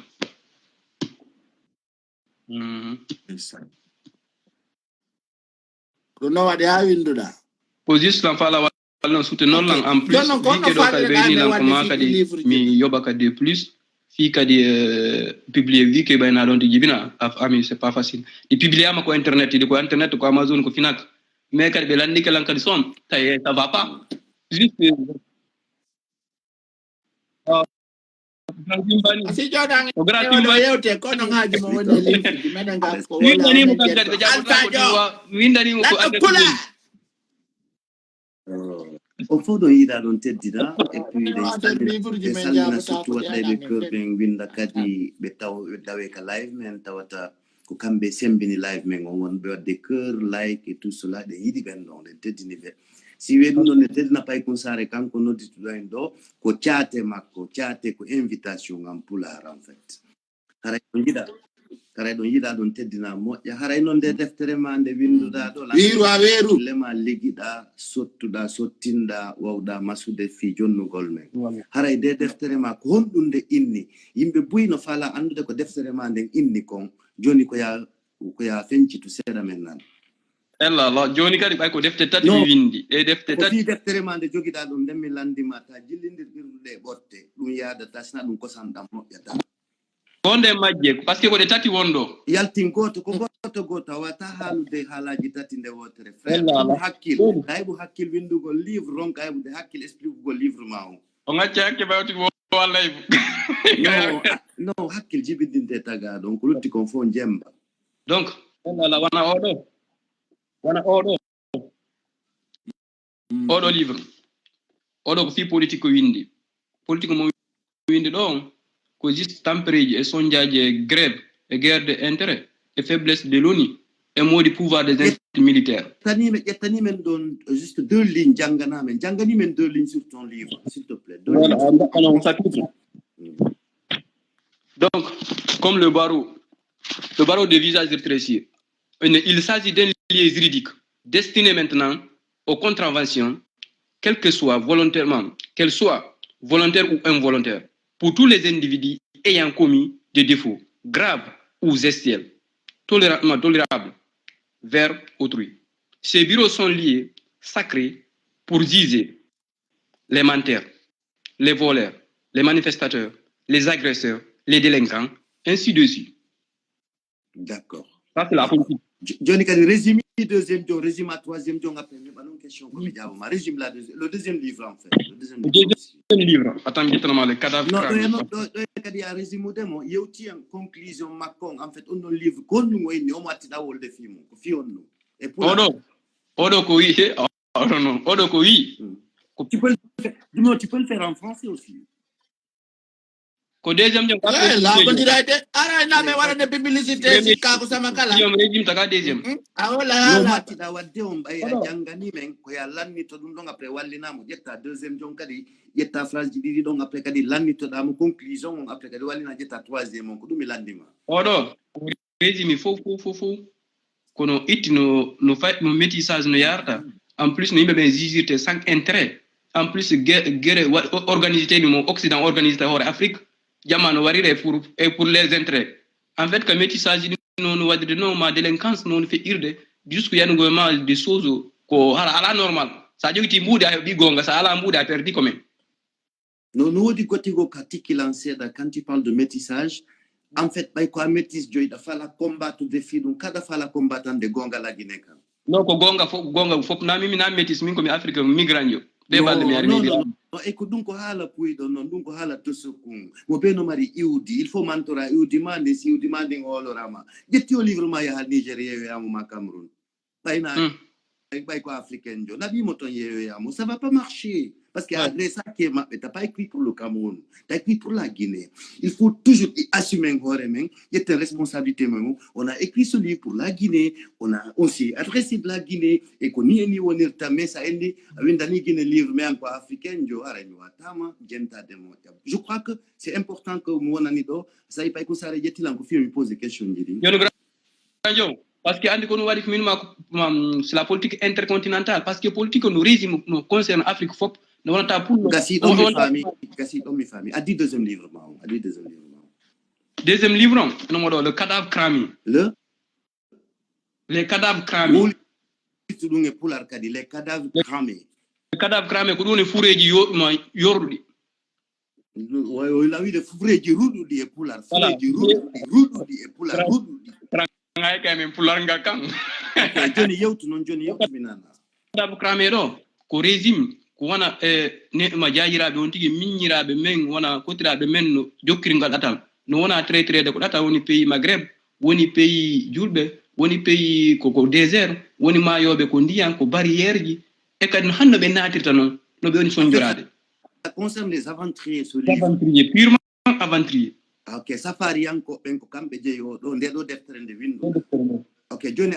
addi tammere nde men jento kadi a jangay noon nder ɗon tammere nden janganan ɗon haysko 4 lignes quoi le minimum 4 lignes. Ok, y a pas de blème accim jettinoma arana jettinoma juste le premier chapitre kadi tan donc mi ara kadi ko premier chapitre le départ au cimetière des jeunes africains en janvier 2017 des milliers de jeunes africains comprenant des femmes, des enfants, des adolescents, des bébés et des pères et des mères de famille qui ont quitté leur pays pour migrer vers l'Occident à cause des souffrances, la pauvreté, la maltraitance et la mauvaise gouvernance de leur pays. Yolla ba ha mi oɗo livre ma no nandi nde ɗo deftere e nde nde diwɗa nane safari yankore nde ɗo kadi ko safari yankore sikkay. Ouais, jusque andi ko départ jusque oɗo ko fi kayɗiji no ɓe arta ɓe explique ɓe natta Afrique bo zembe men haɗa ɓe bonna joni habo mi wallitoma expliquangol ma ko deftere da windi nde fuɗɗinde no tagaɗo yaltirta hiɗa lannitoyinde ka tagaɗo kono tagaɗo joɗorta voilà gasi joni ɗum ɗon en faami haray noon kadi ko ɗum pusuma ya windu en fait livre ko en fait ko konno waɗɗa en fait konno e gandal waɗɗa an min gandal anga fof min komi ara ɗo ko lekko mi jannguno seeɗa mi janngano buy non je te demande t'as quelle formation et puis t'as quel diplôme. Voilà, moi je suis soudeur. Non, il n'y a pas un soudeur écrivain. Quand je te demande si tu es un écrivain, il faut diplôme ou pas. Parce que comment semba, comment semba, c'est ça. Ah, non, il est. Granimba, min komi avocat de bâtonnier, min komi valideur. Diplôme soudure. Lui, c'est l'avocat de défense. Enfin, tu es un soudeur en professeur soudeur en Djibouti, quoi, en fait. Quoi. Mais, ok, la holy, en fait, quand on a eu tout de livre, tu es sûr de ça? Je suis sûr de ça. Ndara TikToker computer publie là et TikToker acteur et comme éditer livre man comme éditer computer quand même ben odo ko falcon édition odo kadi ko falcon édition odo ka l'huile bleue ngi hombe winditi mo kombe wallitima ya winnumo parce que mi windidi do bay mi gaydi windude mi contact fo kangi hombe winditi di quoi en fait brouillon mon kangi hombe wadi min mi ala goddo mi ala seede mi windude mi jonni wobbe go be trahilam be indi be fala kala wadde be jonni wobbe go kadi ko be trahilam ben association be trahilam mi yiltiti kadi fayinta ba la jokti man nutrition mi yiltiti mi yido jungo ko mi andindiri afami ko be anti bay ko mi kraté mi watta la jokti la premier dan deuxième dan kraté mi waday ko ngufu mi waday soto kan d'accord ko mi wado on combattant ko d'accord ko honno indema écrivain den ko honno Mamadou Sali Koulibaly windu wadi ko amadou na kala ko yada yey internet faut pas. Ok, quand nous surnommons plume maonga. Min ko plume maonga. Plume maonga quand nous on surnomme plume maonga en fait karambol mangol quand nous jammu dangol. Sabu karambol no mari hakkilare na hakkil jom. Normalement ko windi ko fin livre jani ko Mamadou le fils de l'univers. Ah ok, quand jammiti le fils de l'univers. Le fils de l'univers, ouais. Ah, mais c'est très difficile de livre si me poser ma question c'est très difficile. Tu parles en français si tu veux on peut continuer en français aussi. Voilà, si c'est en français, voilà, là j'aurais des questions, j'aurais des réponses à répondre. Mais vous avez écrit vos livres seul ou bien vous avez écrit ça avec d'autres personnes? J'ai écrit seul, sans l'aide de personne. En fait, lorsque j'écrivais, j'étais sûr dans la salle. Et les livres n'ont pas été corrigés aussi? Non, elle n'était pas corrigée. sur le cas. J'ai financé avec les maisons d'édition, ils m'ont cherché des professionnels pour qu'ils puissent corriger. À ce jeu, en même temps, les publier. Oui, il y a eu des corrections quand même. Ouais, vous m'avez dit que vous êtes soudeur. Oui. Étant soudeur, vous ne pouvez pas écrire convenablement comme un écrivain, en fait. Non. Voilà, ça a été corrigé. Il n'y a pas de problème. Il n'y a pas de problème. En fait, nous polar pour la même wala ya la jidi faut que woni yibe ben mi volta porto mi mon pas donc polar mi volta. Oh, amarisi mbao ko bandiru. Simeni makowa umalandade. Kowa umalandade. Livrement on donc avocat connaissant magistrat. C'est pas grave, ecco si domen. Quanto Simeni makari ko magistrajo. Livre no Amazon. Imo Finac, imo ko livrerie par commande. Amazon. Finac. Non, na Finac inete ko Fnac inete. Déjà nga winda livre wata ide Fnac. On dit Fnac. Grand accent ngon kadi ko non way ko écoute, U et A na goto. Awa jami wala yoto ko hindugo CH gauche. Awa don hara hay kila ko fike don. C'est pas grave. En fait, mimi ardu do tum parce que comme moi j'adore c'est la l'andiala légal en fait d'accord arrive livre après je suis venu donc avec jama on saut du livre du madi woli in des titres livre du madi le livre odo ko les mineurs désolés ouais OK woli dunge pular woli dun ka hala mama ya la mago est-ce que jakanke mai so ko mi pulo wala ko pulo mi way awo les mineurs désolés ko don ni pay koy ko no bi to ko pay ko ara ko jogti ko no désolé ko inu ko harabe be nisti quoi non ça firi porto e pular aboy lay na hala jidin fo wata firir de no yewtirtano parce que simini il a passé dernier mundo ara fait waye porto et pular le minna yo rewi e bawang a famille c'est pas la même chose donc c'est pas grave ça n'a rien à voir ni ko pular adilando go yotugo la langue française là c'est vous qu'on on dit ngadi do moi j'en ai rien à foutre ni ko pular mi volta donc woli langue ma on ko langue on bonanta par pular ko pular dum nanta final ko français ala hono sifiti watti kongol goto no livre ma on inete potina o adda kadi goto ko les mineurs désolé pas que imam non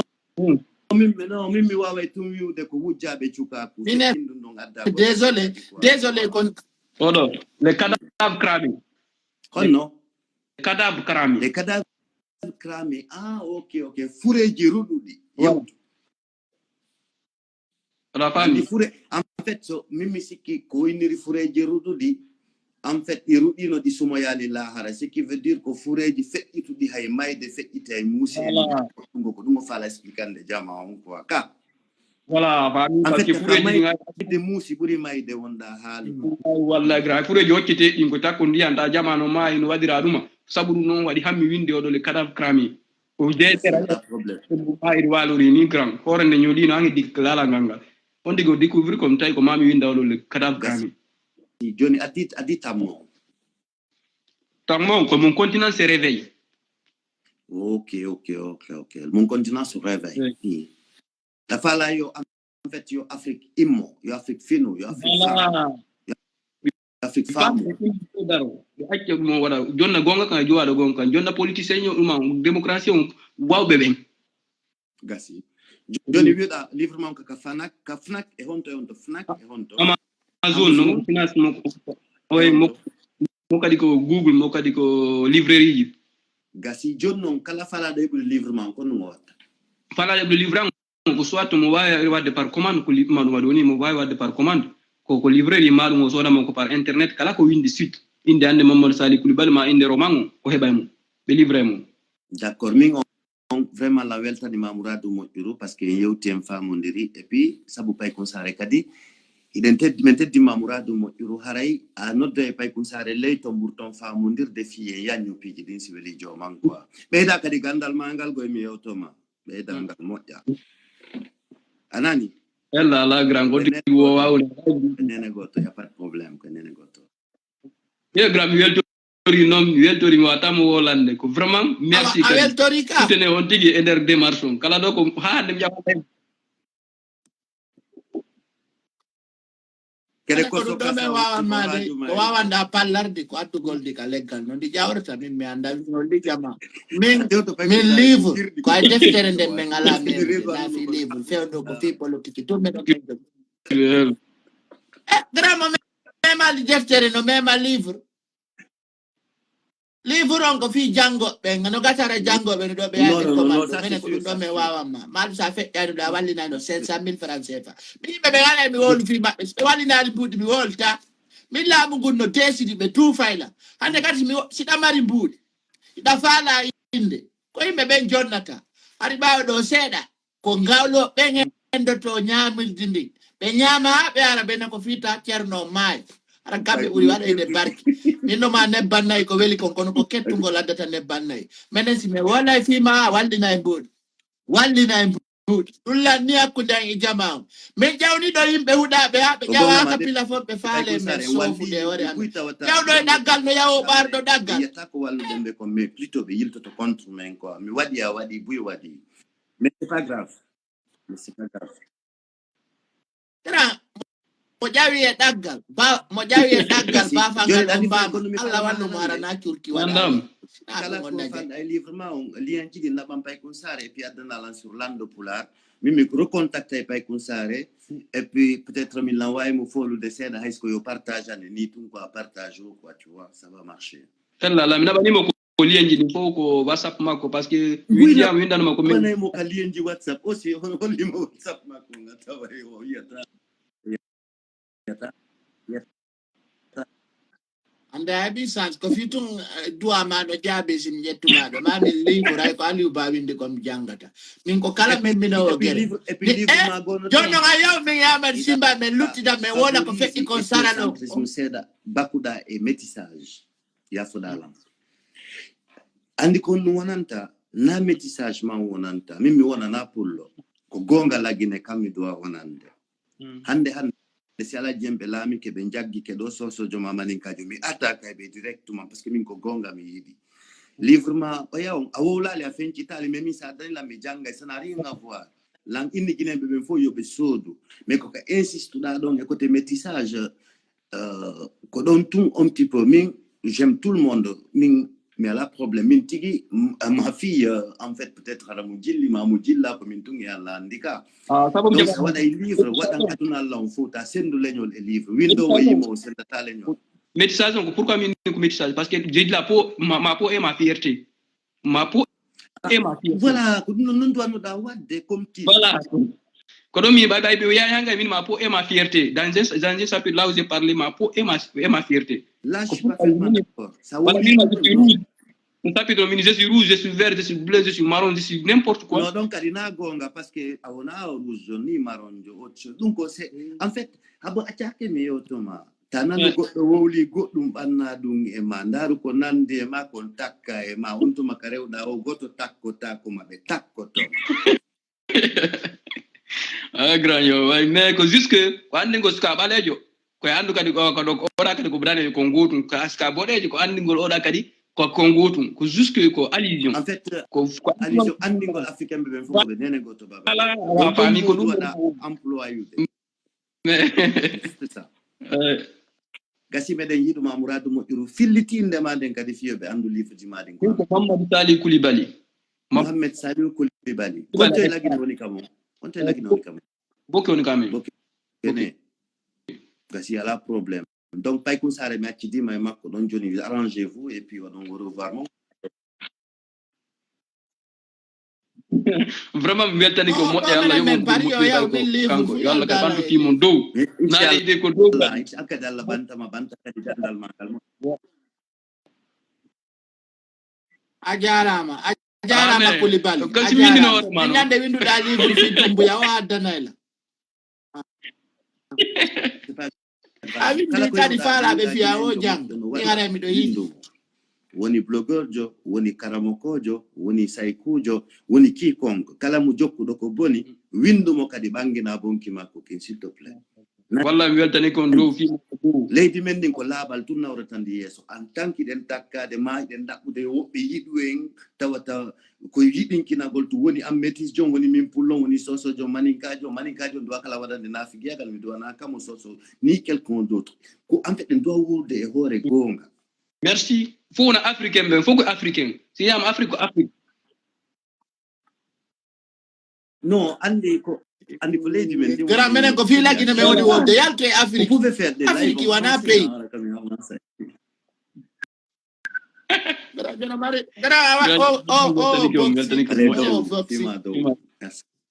ok on jarama vraiment merci a jarama nan merci beaucoup tay ko sare andi langitti mustaji ani hay kami mi falji e pi be ngo yida don gono yirda ko winda ko non mi warete woni lan no la andi am bobla bal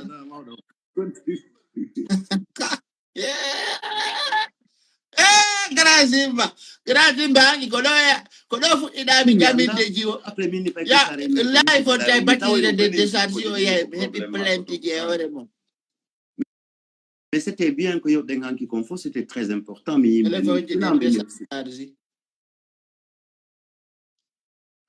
ay non coordination ali pula je abe Sierra Leone ben ko be memen ko pulako et puis min ko si be ambe dala ba non non si be ma be dala ba be wata wadde aha ni mi na fi be noni wol fi be da alla mina tay virtual ma da ndigoy wallahi dan min no ga fitta tan jari kere e undu ba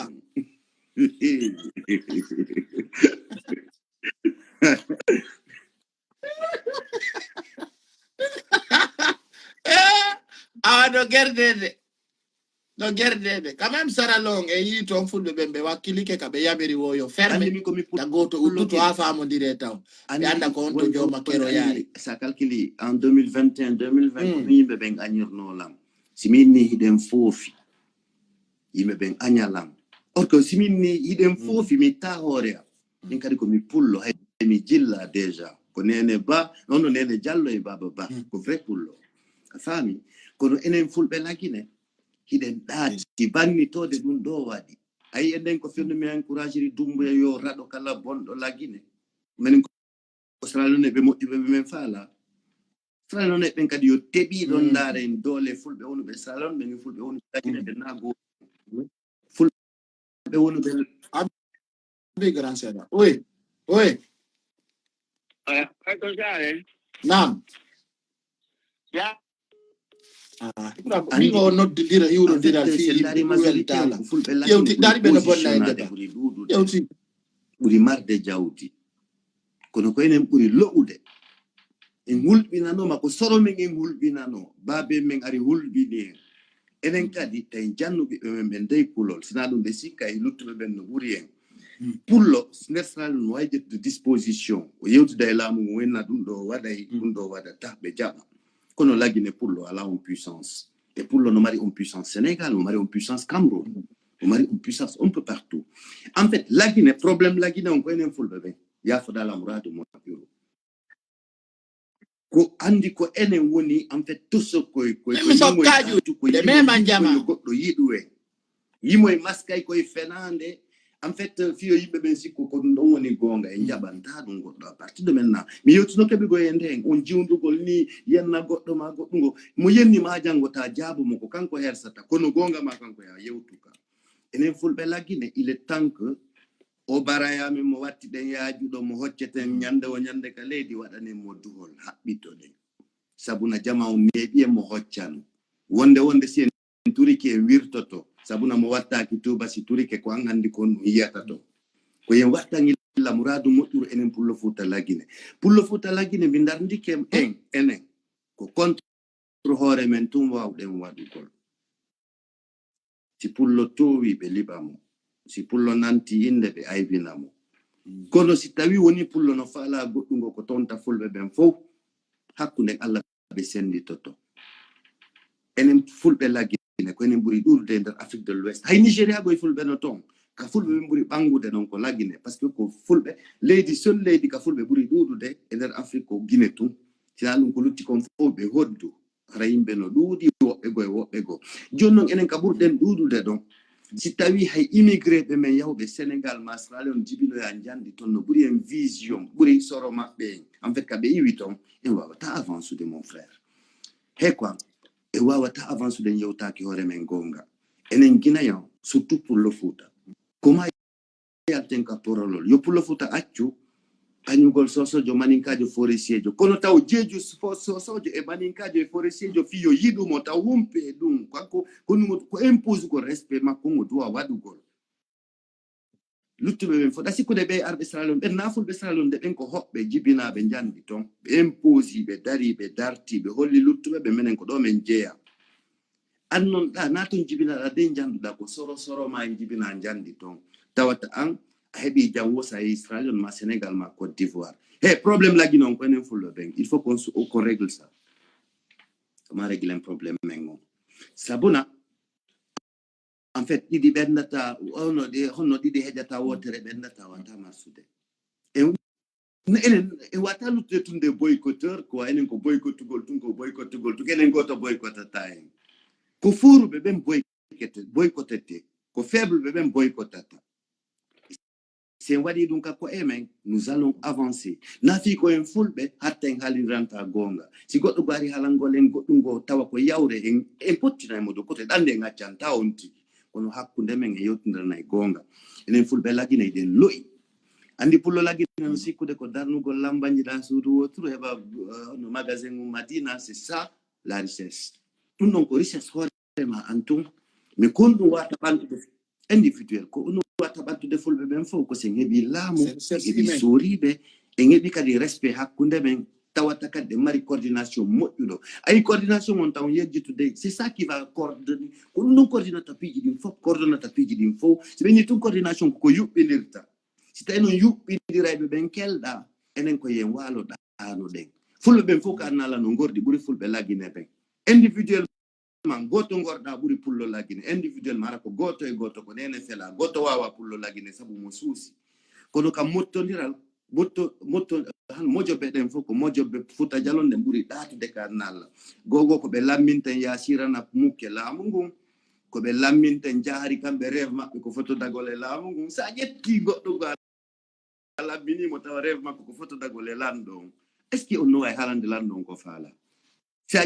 ƴetti goɗɗo a lamminimo tawa rêve makko ko yo nane kanko e lanɗo ɓe yewtuno yettito ka fami makko ɓanna ɓeyguli makko nayenna komi joɗode comment e général Doumbouya est ce que on no wawi wallude pay koy ko wata wallude pay koy wata wallu personne awa accire ni sama tukaɓe jangguɓe gaynuɓe piiji maɓɓe ɗin fof tawa c'est des vrais engagés sukaɓe jangguɓe ɗo ɗuuɗi sukaɓe faamuɓe e yurmeteɓe ko jangi ko no ɗuuɗi ala ɗo ko ala diplôme janguɗo ɓuura bawure Ousmane Gawal alay si ɓe welata en araɓe kamɓe yiɗi Fouta Djallon mawɓe men ɓenda ko mawɓe men e wataɓe raɗade kala mawɗo konɗum mawɗo ko waajoto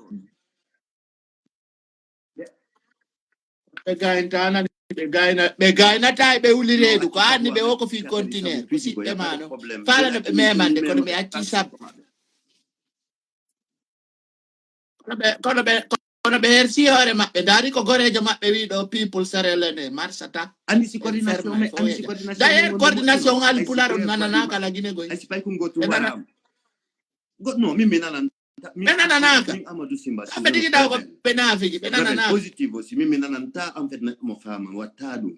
mi jaɓanta ɗum hay goto min goto watalan colonise de mi jaɓata mais ebi adi kono ɓe woni wadde ni o américain noir ɓe no iwi amérique andati ko ɓe 15 haɗi ɓe ya amérique ɓe hetta o fi ɓe hettuleyde babiraɓe kamɓe tigi tawi ɓe haɗi ɓe waɗa ɗum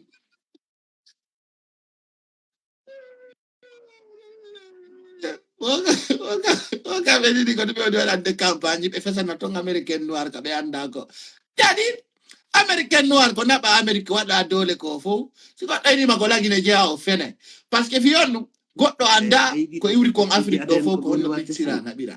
Tu peux pas savoir ça. Sur 5 choses, c'est programmé qu'on a eu tout d'abord ko don hoduda. C'est comme ça que ça marche.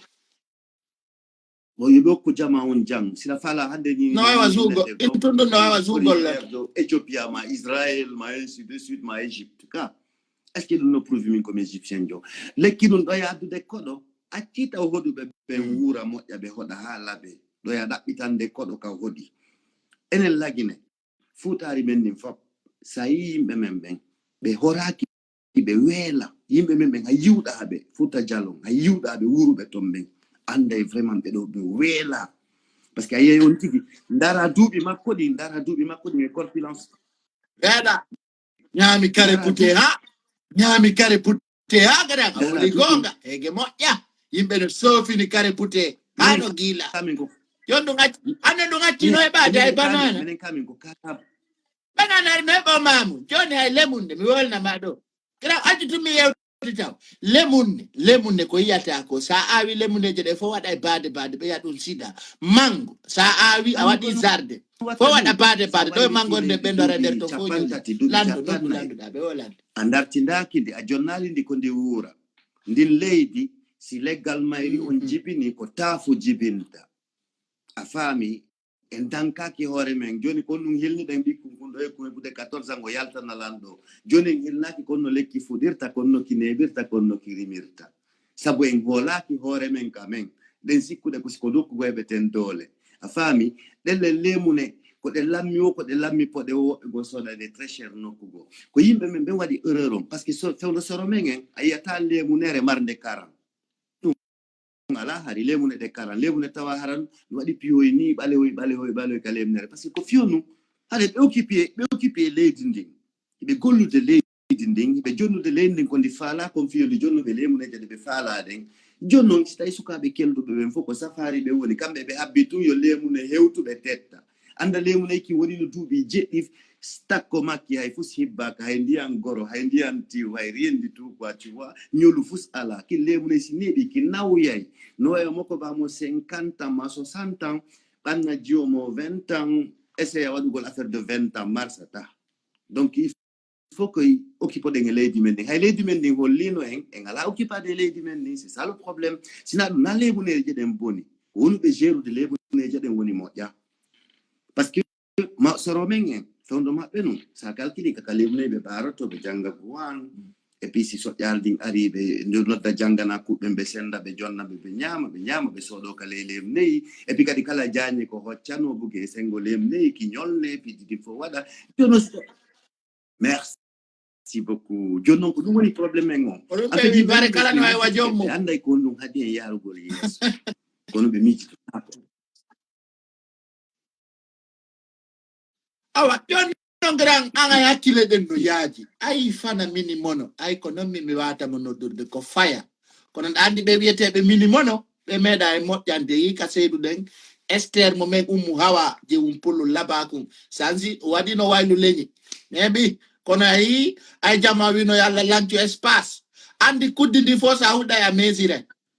andi espace boy ko lancia e gollo wiyabe fo yo gollo espace e gollo be espace jodi be ha espace humi dewgal yaltini pullo e dina yo alla halkudo halki Juma TV halki Film FM halki ko wiyete ko espace TV parce que on andi be wi ndi rewta ilol ko nebi be ko suudu darna don do pullo futa mawbe pullo futa alla ko jati e alla be battodiri kanno dandu sabuna tuma futa on sede ko mi yewtata mako ko gonga min ko mi wonno bay ko ndiyan an arano da be gerdi on ndiyan dan aru ha kata ala ko kataka dab duma ko setto go batti be awi ka bandiya sajani be yawno ka miside amen be hirsina be wi jomal do wallito men ndiyan saja be wadi dum e fana hakkunde ala sara futuro ndiyan saji wa bilire mi andi ala sabuna kala ka alla nodda o noti andi haray mo jabani jam bonnino hakkille africain be ben ya fodala andi dina ko fo hawti kono wahabiya galma wadugol kaftani na fo hawti dum yeddugol ma yeddugol ma be fota ben kadi na fo hawti dum ben ko senata ko bandi jinna ko arabu jon jokki kon na sanamu enen ko jokku den kon ko sanamu na fo kadi hawti dum en fait depuis 1980 jusqu'à en fait depuis 70 jusqu'à 80 ko don fudi den perdre dole men den sabu no wodi ko arabu jon yirno en tayi den fori e mum o recruter africain be go janni be gandal go fiyo berbe lancha dum do futa jalon kadi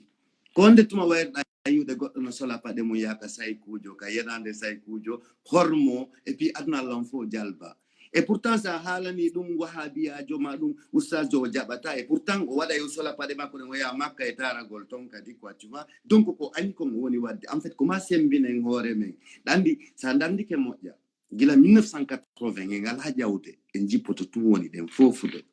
sabuna ko hulbinino ko ngemen ittanoma mo yiwda wo en fait ko arabu joni gollande parce que gollangol Allah e gollango Arabie Saoudite na gotungoy be gollanay be Arabie Saoudite min ben don yobe gollang Arabie Saoudite mais gollangol Allah ko woni gol juldo teddina no Allah wadirmano gollangol Arabie Saoudite ko famin kinagol ko saoudien jo essaye yeyugol culture Arabie Saoudite to en Africa dum do mi jabata dum parce que dum nadina no yidaya da sai en jasi bawo donu mawbe ben no janguno moƴƴa wodi wobbe go wajoni be na ko nieni ben be recruta be na ba nokku go fi argol yedda gande men den futa jalon ko dum woni en tampinde mon frère hande pullo futa hari Sénégal mawdo pullo futa goddo so stamol goy parce que a tonya e mo tumo ani mawbe be mali go goddo go tonyu no be wujji be kokoje den bayo bayo jogi ke do ko korne ngo jakki nde wali ka nyije nde waldo mo jogi do nyallangal fo e biabe dabbiti mo be yobini be mbudi bussi dum iwi be na papolo futa dañ koy moytu mawdo pullo ko rene tedum jonno wobbe go yehino to en fait wobbe go yehino so itti dum don fo e mabbe fu iwino joni hande ka sa wada kaftanu e ware tu ne pas peur quoi tu vois or ko dum yida e pullo min nami ben fulbe de mi fala ka ben non fulbe parce que min on no mande pullo ko putoru e jikiri makongol tindore makonde e allu tangal hala biarangal walida joni hay allu jemen den en fait de futinino du joni ko be adani en fait ko il faut consommer en fait commercial Arabie Saoudite ko be woni yeeyude kon ma consommer non si wonen juldo wanu kaftani ko be nyowata ko kaftani ko fingulendi ara wada silipo e said non tumbi do ma wara piji din fono marki dum watta ke en fait ça c'est pas civilisé ko potinte de côté en fait lepino buri dum do gondude e annor parce que ça watti ke leppi hasiya watta ki tuba nder hay hendo wadi fus angata e ma a fami koy kaftani kadi fefe ko be adani en lagine ko fingulendi nin to ay ton no wuli ko fefe wattete o disare ko be adani ko bay ndugungu nata ka hore ma ko ya jettu goddum go ko be wadi doni ko be mawbe baawdo ko mo be ngali be wakkoto no goddum be nadu ko metelo be no kirda langa wari no yeyto hajju makka no arde piwini no haylo dum an ko no wadirte ko fita disare den wiru bay hendu no wodi be wada dum doni be daru warabe yibe wi ne kari no mari metelo lensi de dum foko zéro ça n'a rien à voir et dina dum yida ya dako en fait ko komoji jori no luttube ben yahoyton ils ont été payés et yobama boy be mari mbodi parce que ko be prononce hala be yakan comme francophonie do français ben nous wodi école de bourse be financier en Afrique Canada un peu partout fi français yaaju kono Arabie Saoudite kadi wadi yanni piji din jonno be yanyaabe dim piji ko fulbe wonbe warde ko tawi kon ka fulbe towna ko sawjembe ben wadi kon anda menen visionnaire de rentube ben jango 60 ma 50 ans de cela tuma ye hadina lanni ma piji go potti bay dum fo lanno e nyande ko enen est ce que de marika men est ce que de mari culture men est ce que de marika darode hay nimru du futino nimru kombo janni mo nyanne yagal ko iblis hay Nabi Ibrahim ko Nimrod falamo warude falamo créant des problèmes ko iblis wadi dum non fo hay on non tigudu o hotino na fere saudien wo to so ko do aray ko France do wada zina wada piji dim fop ko ben non be jettata en fait be wara culture men ngombe townabe tan jabudu go sengo don sai pullo fofi ko gila en fait ko on yafoto la mo ya min islam wolde min mi ala filtre go min ko gonga ko koy hay koy do Saudi arado ina fulbe ben wa ayno be do wi de julbe ben wa ayno pullo lutta pullo kono no pullo culture en fait eden ngala yeyu de culture men ko culture saoudien wonde yeyu de culture jigo en fofi no hayda ko lamu sa calculi bari jamwad bari 3 jalloteli no ngordi buri sellu dale no ngoldi buri be luttuɓe dan ko no wadi dum few non tuma hari dimpidi ala jonno mo be gra baw sellu dale baw wobe go ben fuko wahabisto ko golla nay ko Arabie Saoudite inna no gollande dina na dina doni gollande parce que si be wadal dum no be nyamata be darjata ben ko influenceur be simple non ils sont là pour nous influencer nyamugol hakkillaji ben din pour lo en tant que yaltali on gam arabe be lamotomo be tampinamo be maccinamo be lettamo o maya ka do fina ota ya rien du tout parce que déjà que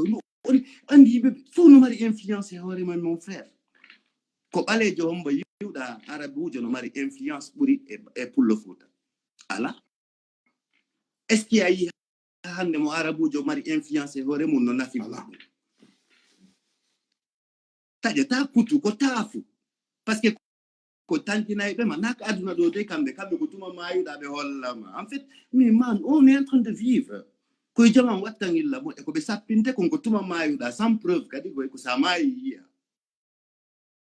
donc min non ko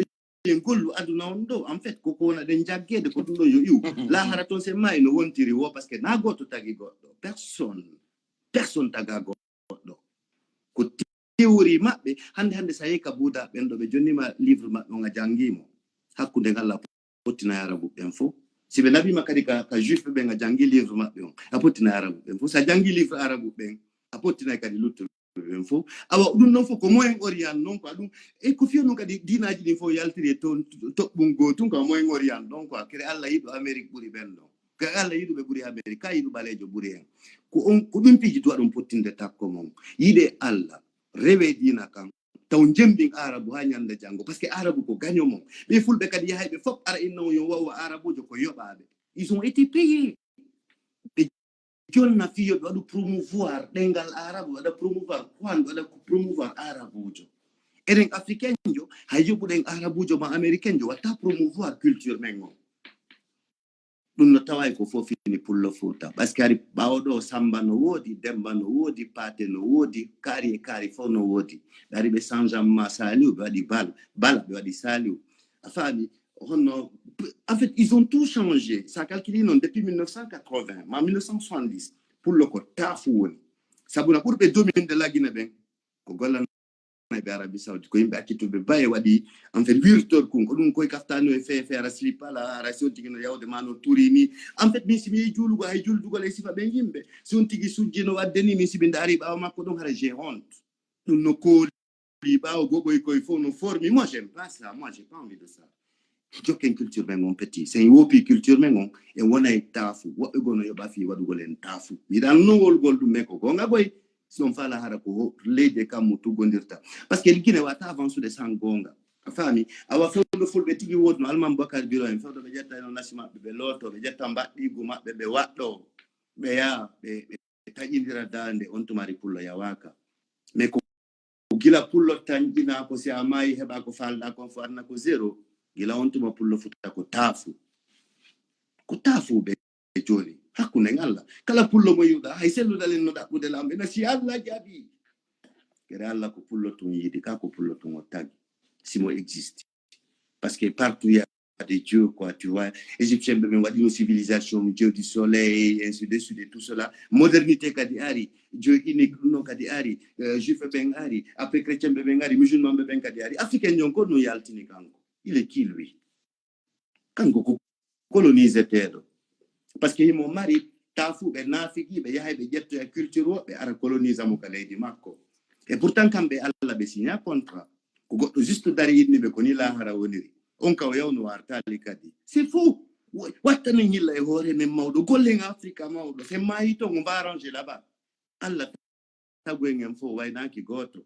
wadi mo be jikku mo goddo wata change de jikku goddo awa africain jom o finata aduna en tant que mo jokki ko be nodita dina ma afrika ma piji go dum o avance ta aduna en tant que mo jokki dim piji ko wiete ko ndo dina si africain jo jokki dum yo andu avance ta nyande jango continent di fo no ya fo do jabuno den colonisation porto jongara inna ma ko ni sa wala lundo ndaro gandal dari to do ayi to do dina kankadi ko non way partout, ça nous influence partout, mais là on nous libre en tant que black. Si yahama lahara antuma si tay ko en balebe annabajo heba ke men dum na haaju goddo ko ne Allah mardi problème dum na problème goddo de parce que ko kanko tigi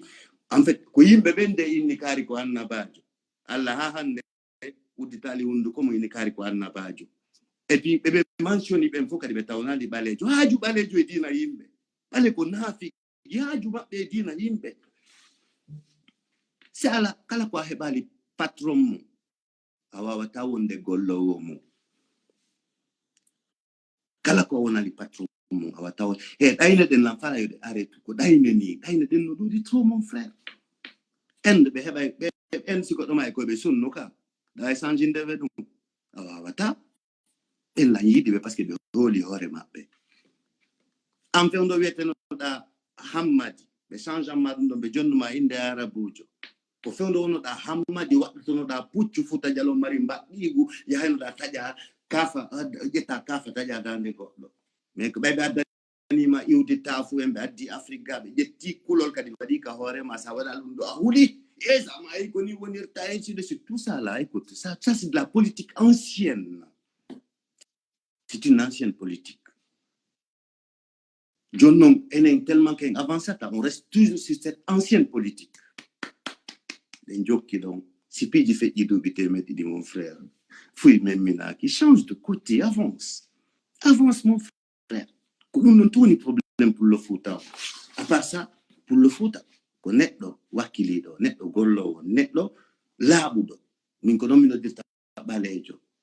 Jul ma autre chose mais andadum donc kambe tongandi parce que je veux pas prononcer sur ça parce que ben notawa e retardim ben hande ay pay kumpulu ngotu wara fa benjo fala imma de yotto accuka alla kombo janni be alla na Arabie Saoudite avant ko be wonno bale jari be andi gwete do alla no wodi awa no abutum. Les Arabes même entre Palestine et Israël aussi. Hakil ben jettay quoi mais yimbe fetu be ben wonde ñaamu dembu des arabes ils vont être contre Afrique mais wata avance de aduna si be tali colonisation et dina e ore mabbe dina na Afrique yalti dina ko moy ngori an yalti et puis kadi tout les autres répète hakunde Israël Makka kanyum et Égypte donc c'est tout simplement ça calcule non faut que tout les autres répète et puis gila kadi yalti no don ha joni ko goddum go yalti Elon Musk be moƴƴina internet fusée jidbe yaka kammo be arta do da piji go madum wobbe go en ko Bill Gates madum ko onno Mark Zuckerberg ben non fukadi ko annababe fere be non quoi tu vois parce qu'ils sont très forts balé jonno do wa ko annabajo mo annabajo na fi lahara mi annabajo aduna yo e arabu dégage yo porto dégage yo culturellement respecter ça en tant que donc to so ko yimbe ben wonete chinois jonko fiyon no forani o jokkali arabu o jokkali Israël o fori japonais jonko fiyon no hebiri dole o jokkali Israël o jokkali arabu jonko hebi dole américain jonko no kimo dole o jokkali Israël o jokkali arabu jonko no kimo dole fofimbe fulbe futa ben ko be wahabiyabe accitaybe bawoy wala tubay dabboy et puis jomba nayon jego hara ko zinatun jokki en fait ara inna Allah samai ko do tawoyta to wasikambe soro mabbe ko ambassadeur jo Allah non c'est faux je suis pas d'accord avec ça je ne suis pas d'accord moi je suis un révolutionnaire min kemeti jono buran lang arabu jo mi suda tambe dum mi sudata balejo kefero haraw julata no buran lang arabu jara ko imam ko min woli min Amadou Simba parce que min ko hore am buran lang goddo go c'est comme ça ouais min ko gonga ko no ngadilan c'est tout rien que ça antala ben jokki di piji be avance ta mawdo en avance ta sai hay leydi men ni no wayni tandi ko no wadi wawde ni nem pour le futa e timmali bale eno e boni arabo en timma bale il faut ya wato parce que no est ko métis be den fatina e rewna en bawla en ala place en doit have de place mengo nyande ma wi den wo ko Allah tagi ustajon tagi docteur tagi imam tagi chrétien jon tagi juif c'est un faux titon ça va se savoir mais kaduna do ujoni ren juude yiden hore men rejeter une culture du wobbe go jabe une culture mengo mais c'est ko pullo fuuta konno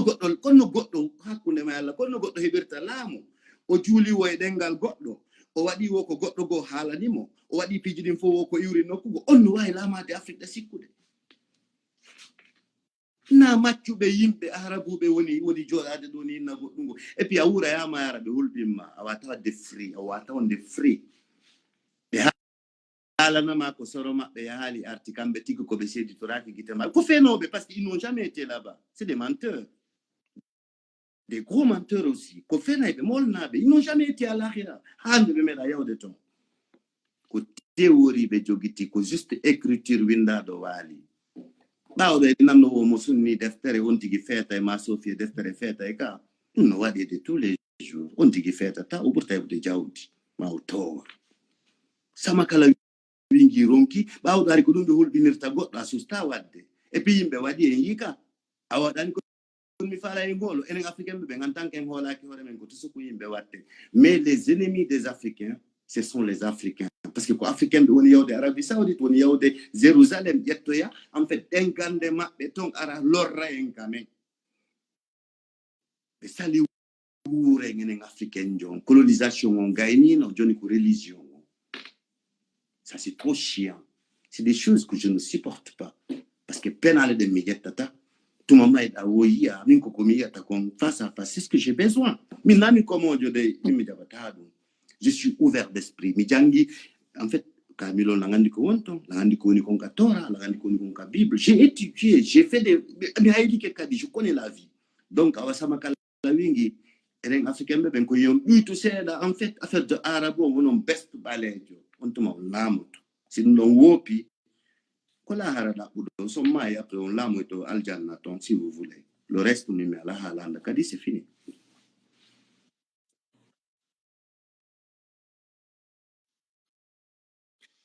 Merci beaucoup, Lando Poular, quand même, d'avoir passé. En fait, mi yiɗi ɓaleejo ko ɓaleejo mi langan noon ko ɓaleeɓe yaltata hennala ina waysinna haala julɗo ko ni eni en fait ɓen ko maccuɓe arabe woloytalan ɗum maccuko e arabe koy ko ɓen marta haala mais vrai pullo vrai africain jo un vrai panafricain un vrai kémite o susta wolde ɗum par ce que haray mo andi o yenni tike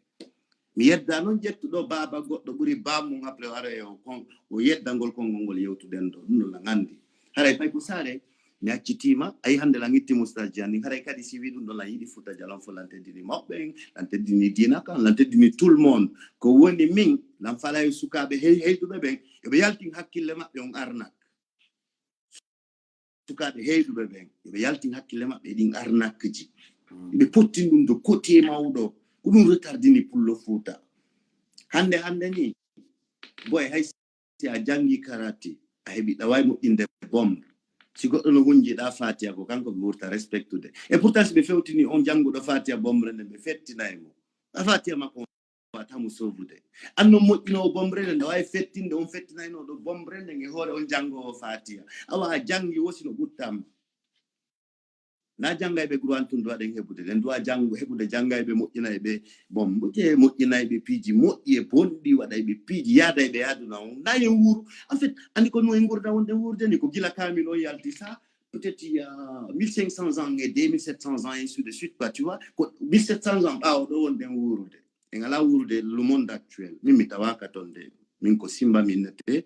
et puis min soran ko ɓe walliyo ka nene ka baba fof kono min ko ɗum hokkiran kadi hakkille ha taskindagol piiji ɗi ndara tawa sendinira gonga e fenande min goto watalan influence ude da fala janga ha faɓɓi jango ndeɗa janga miɗo andi ko goɗɗo windi ɗum moi je m'en fous min ko noon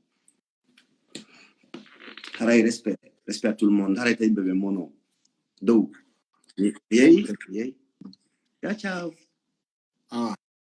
Merci, Lando Poular. Merci. Ciao. On jaɓa on gol démocratie nan hay dina kan inaalde on dowlu goɗɗo kawta ɗo windi donc hiɗon jaɓi jaggu e hoore mum hiɗon jaɓi fenande e hoore mum ɗum le dina wiya ɗum hay nokku konto dina wi goɗɗo toña muñoɗa hiɗen toña lagine en fowmen kala ko wiya kon pullo wonɗo julɗo jeyaɗo lagine hino toña e hoore fenande hino existe andi toujours hay fami ɓe ɓen no andi islam hollata ɗum laamu bongu ngungoy on susta jamais dawiya ɗo usasjo no waɗa bayana ataka laamu mum pourtant iɓe reni ko réalité tout ce qui ne va pas dans vos intérêts, soit les politiciens ou les chefs religieux ou la politique, c'est-à-dire kala ko empêche ɓe gamɓe wolta ɗum gonga de dare hande goni ko feɓɓide la Guinée. Je vais faire écouter une vidéo là nanon ɗo nan nani heɗe ɗo onon go yimɓe ɗaytuɓe yimɓe vrai commoɓe yimɓe manipulaɓe continuez dans ça dare ɗum ɗo regardez dare ko julɗo woni wadde heɗite ɗo nan heɗite ɗo si julɗo no waɗa siga ɗe golle ɗo écoutez ici heɗe ɗo heɗite buyla no wadde ɗum ɗo belambe woni ko heɓinila nani baabe makko ne'uɗo mo woni ko heɓinimo o faami min étonnaki de moi je ne suis pas étonné wono woni ko ngalɗane hoore mo moi rien n'étranger c'est moi voilà baabe newɓe lamɓe woni ko heɓinila par ce que ɓen ɗon na kamɓe woni beŋan tigi tigi mais ko ɓen ɗon jombi biran tawi mi heɓaka ɓe hokki ɓe biran ɓe hokki ɗilan ɓe biran men ɓe jombi ɓe inniti lanka e min ɓe ƴettinan ɓe inniti jaja maɓɓe bon min wondi ɗo ha biran nawni feƴƴini luttilan min miñiraɓe am ɓen ɗiɗo jiwo e gorko e kamɓe min wondi ɗon ha mais depuis ñande mi anduno na kamɓe woni beŋan nden ñande fayda awre nde fuɗɗi hakkunde amin tawande kay komi waɗi wo ta ko probléme mais kono ɗum ko ɓetta ɗon fof ɓe wullitata famille on goto ɓe fanka ɗon sonjalan ha taw joni kala fenɗo ɓanamol fenade tawi e jande nden ɓe accintinilan école ɓe accintinlan uran fo e mum tawi joni komi woni ko suudu ɗon babafal ngal ɓe jooɗo ko dambugal ɗon ɓe aynan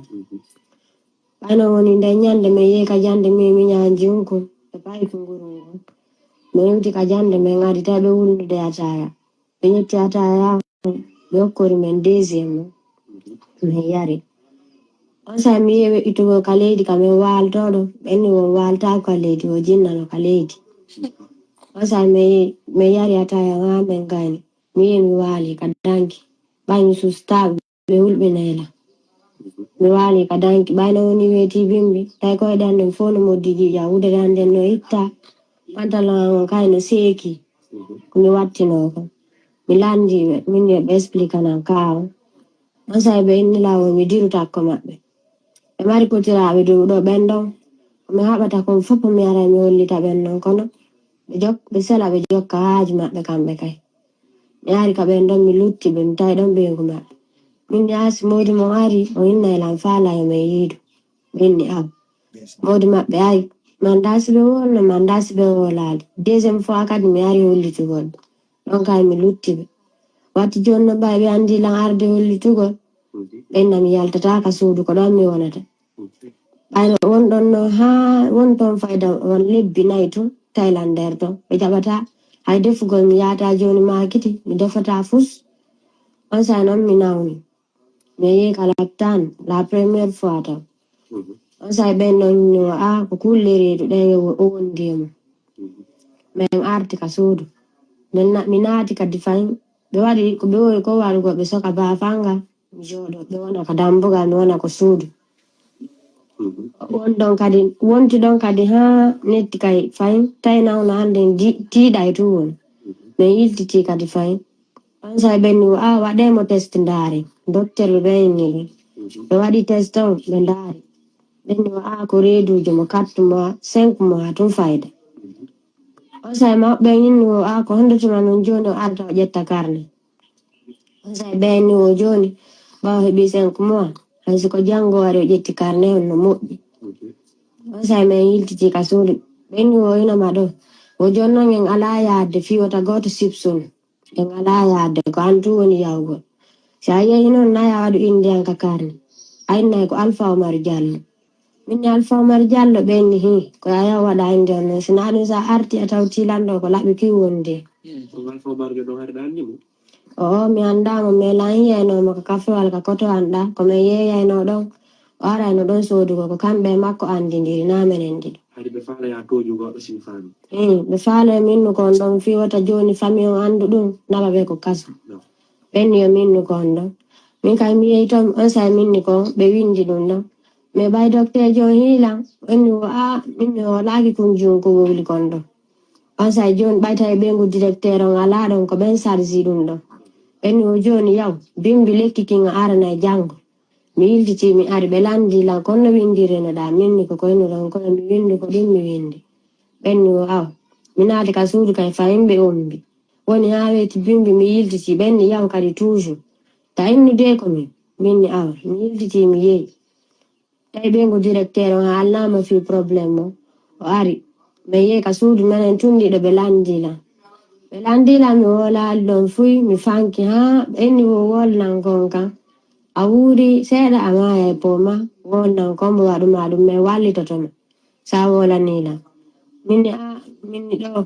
ko bengan nan ɓaynayi mi fenu ɓenni ko benma minni hi ɓenni o ɗum no teddi wolugol ne minni hi kono ko kamɓe on say ɓenni o ko benma noon tigi tigi andina o woni benma andi on ɗon ko nene ma o ƴetti par ce que hari min mi anda min ko ɗo mi andi ɓay kay hari mi yetti reedu kay on say ko mi yehi ka laɓtan ton debbo go no golla ton on ɗon no andi fi bureau on fo on ɗon noon sifanila on say ɓenni wona benma noon minni gasi joni ɓenni o joni ɓay Allah waɗi ɓenni sa waɗi inde maɓɓe nden ɓe waɗate joni selen ɗon on ɓayanñiɗa andi min miɗo andi joni e waɗa e ɗum ɗon nan minni aw ɓe junnila lekki kin ɓenni o joni ki lekki ɗo hay mi yoɓintama joni mi okkima nan minni aw mi arti ka suudu wonɗon noon ha famille an on docteur jo ɗon noon ari haalani ɗum ɓengu koto an o ɓen ɗon nulanilan ka suudu ɓe yehi ɓe tawi ɓe annadilan ko suudu on mi bafal ngal ɓe jooɗi ka dambugal ɓenni o a on jarama ɓenni on jarama wonoga womo waali ɓenni womo waali o ko koto makko inni koye men aranmo ɓenni o minni o himo waali joni so fini minnayi yo yaw on say ɓenni o min alamo accude ɗo yaltinemo men ya on say ɓe noddilan ka suudu ɓenni o tigidanki wokotoma en ni woko ya yaw min e ɓenguli maɓɓe ɗi min ardi min ari ka suudu ɓe wannilan taw ndiyam mi looti par ce que tawi wayri lotade ɓe jaɓata mi yalta mi yahata hay nokku école ɓurani fo ɓe toganino lay yawgo on say mi looti ɓe wannilan mi ñaami ɓe landilan ɓenni o ene tigi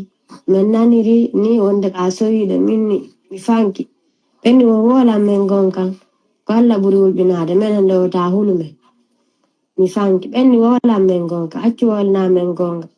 on say minni ko benga ɓenni benma minni ɓenni a toñaɓe minni ko benma minni ko kamɓe ɓenni o ko benma minni wohe wolugon kam minni hakkude an e Allah ko kamɓe waɗi on say ɓenni aw ɓe loddi koto am ɓe expliquani koto am ɓen noon kadi ari ɓe landila ɓayo landi kelan kamɓe kay mi wowli minne ko kamɓe ɓenni o gasi joni e moɓidira e famille on fo yewta ɗon kay si tawi woni ko gonga on say min anda kon ɗum min ƴettata on say kikiɗe ɓe moɓidiri kamɓe famille on fop ɓe landi ɓe joƴinilan ko tumba ɓe landilan minni ko kamɓe ɓenni wa toñaɓe minni hari kañum mawɓen kayno ɗon ɓenni a toñaɓe minni mi toñaɓe ko kamɓe on say ɓenni awa joni a wonataka nene lawo a yahay ka ɓiɗɗo maɓɓe go ɗo maka famille maɓɓe go ha heɓa sa heɓi on say nene lawo hette ɓe ƴettilan ɓe naɓilan ko kotirawan keynirawan gono ɗon mo jombi jaja mbiɗo ndenan mawɗon ɓe naɓilan ka on ɗon ɓenni o joni simi yeeyi ɗon ɓe ƴettay kamɓe famille on say ɓe kutisay ko ɓe wallitolan ɓe ƴetta responsabilité an on ha mi heɓa mi yeeyi ɗon mi won ɗon no ha tawi fusɓe alanam go ɓe watta fus ɓe jokkiti haaju maɓɓe on ɗon dépense lan ɗon ha yawgol laɓtan fo mum ñamugol fo ɓornagol fop ko kanko o dépense lan ɗon ha mi heɓi ɓay mi heɓi mi gayni on say noon mi arti ka suudu mi won ɗon ha ɓe landiɓe kadi honno fi okkugol bobo inde ɓe wola laal ben joni e yewtana ɓe fanki ɗon ɓe jokkiti haaju maɓɓe on sahi ɓe la ilaha illallah muhammadu rasulullah sallallahu alaihi wasallam dile diɓe dawlili eɓida e babe ma landoɗa babe ma konno bobo on kadi indete landilan kombo mi anni innitirgo minni ko bureau ɓenni aw yokki bureau an nene mi yalti ka suudu ɓa mi arti lega ka jaja yeyata ɗon ɓe wonɗon no ha kotiraɓe am ɓen noon ɗo ñanden ɓenni a min falama hettude jiwum kun ɗon joni min fala en joni to men mo tunno kotan inni o aw ɓe yanilan dow to ɓe artirilan ka maɓɓe lega baɓe an newɓe lamɓe musidɓe an on nani o histoire ɗo janggo en arte Moussalla Jaɓi on se retrouve demain soir et surtout ono wonɓe darde ɓen fof telen ka Facebook ɗo haray en waɗa direct ji men ɗin ka YouTube kadi kala fewndo ni woɓɓe no darden telen ka YouTube ton kamɓe kadi ɓe weltana ɓe wakkili surtout on andi vidéo ji ɗin wano balɗe no feƴƴi ɗo ari to gon ala yaltude ko ɗum joni en waɗa ɗi direct ɗo fiyo jama wa humpitade fof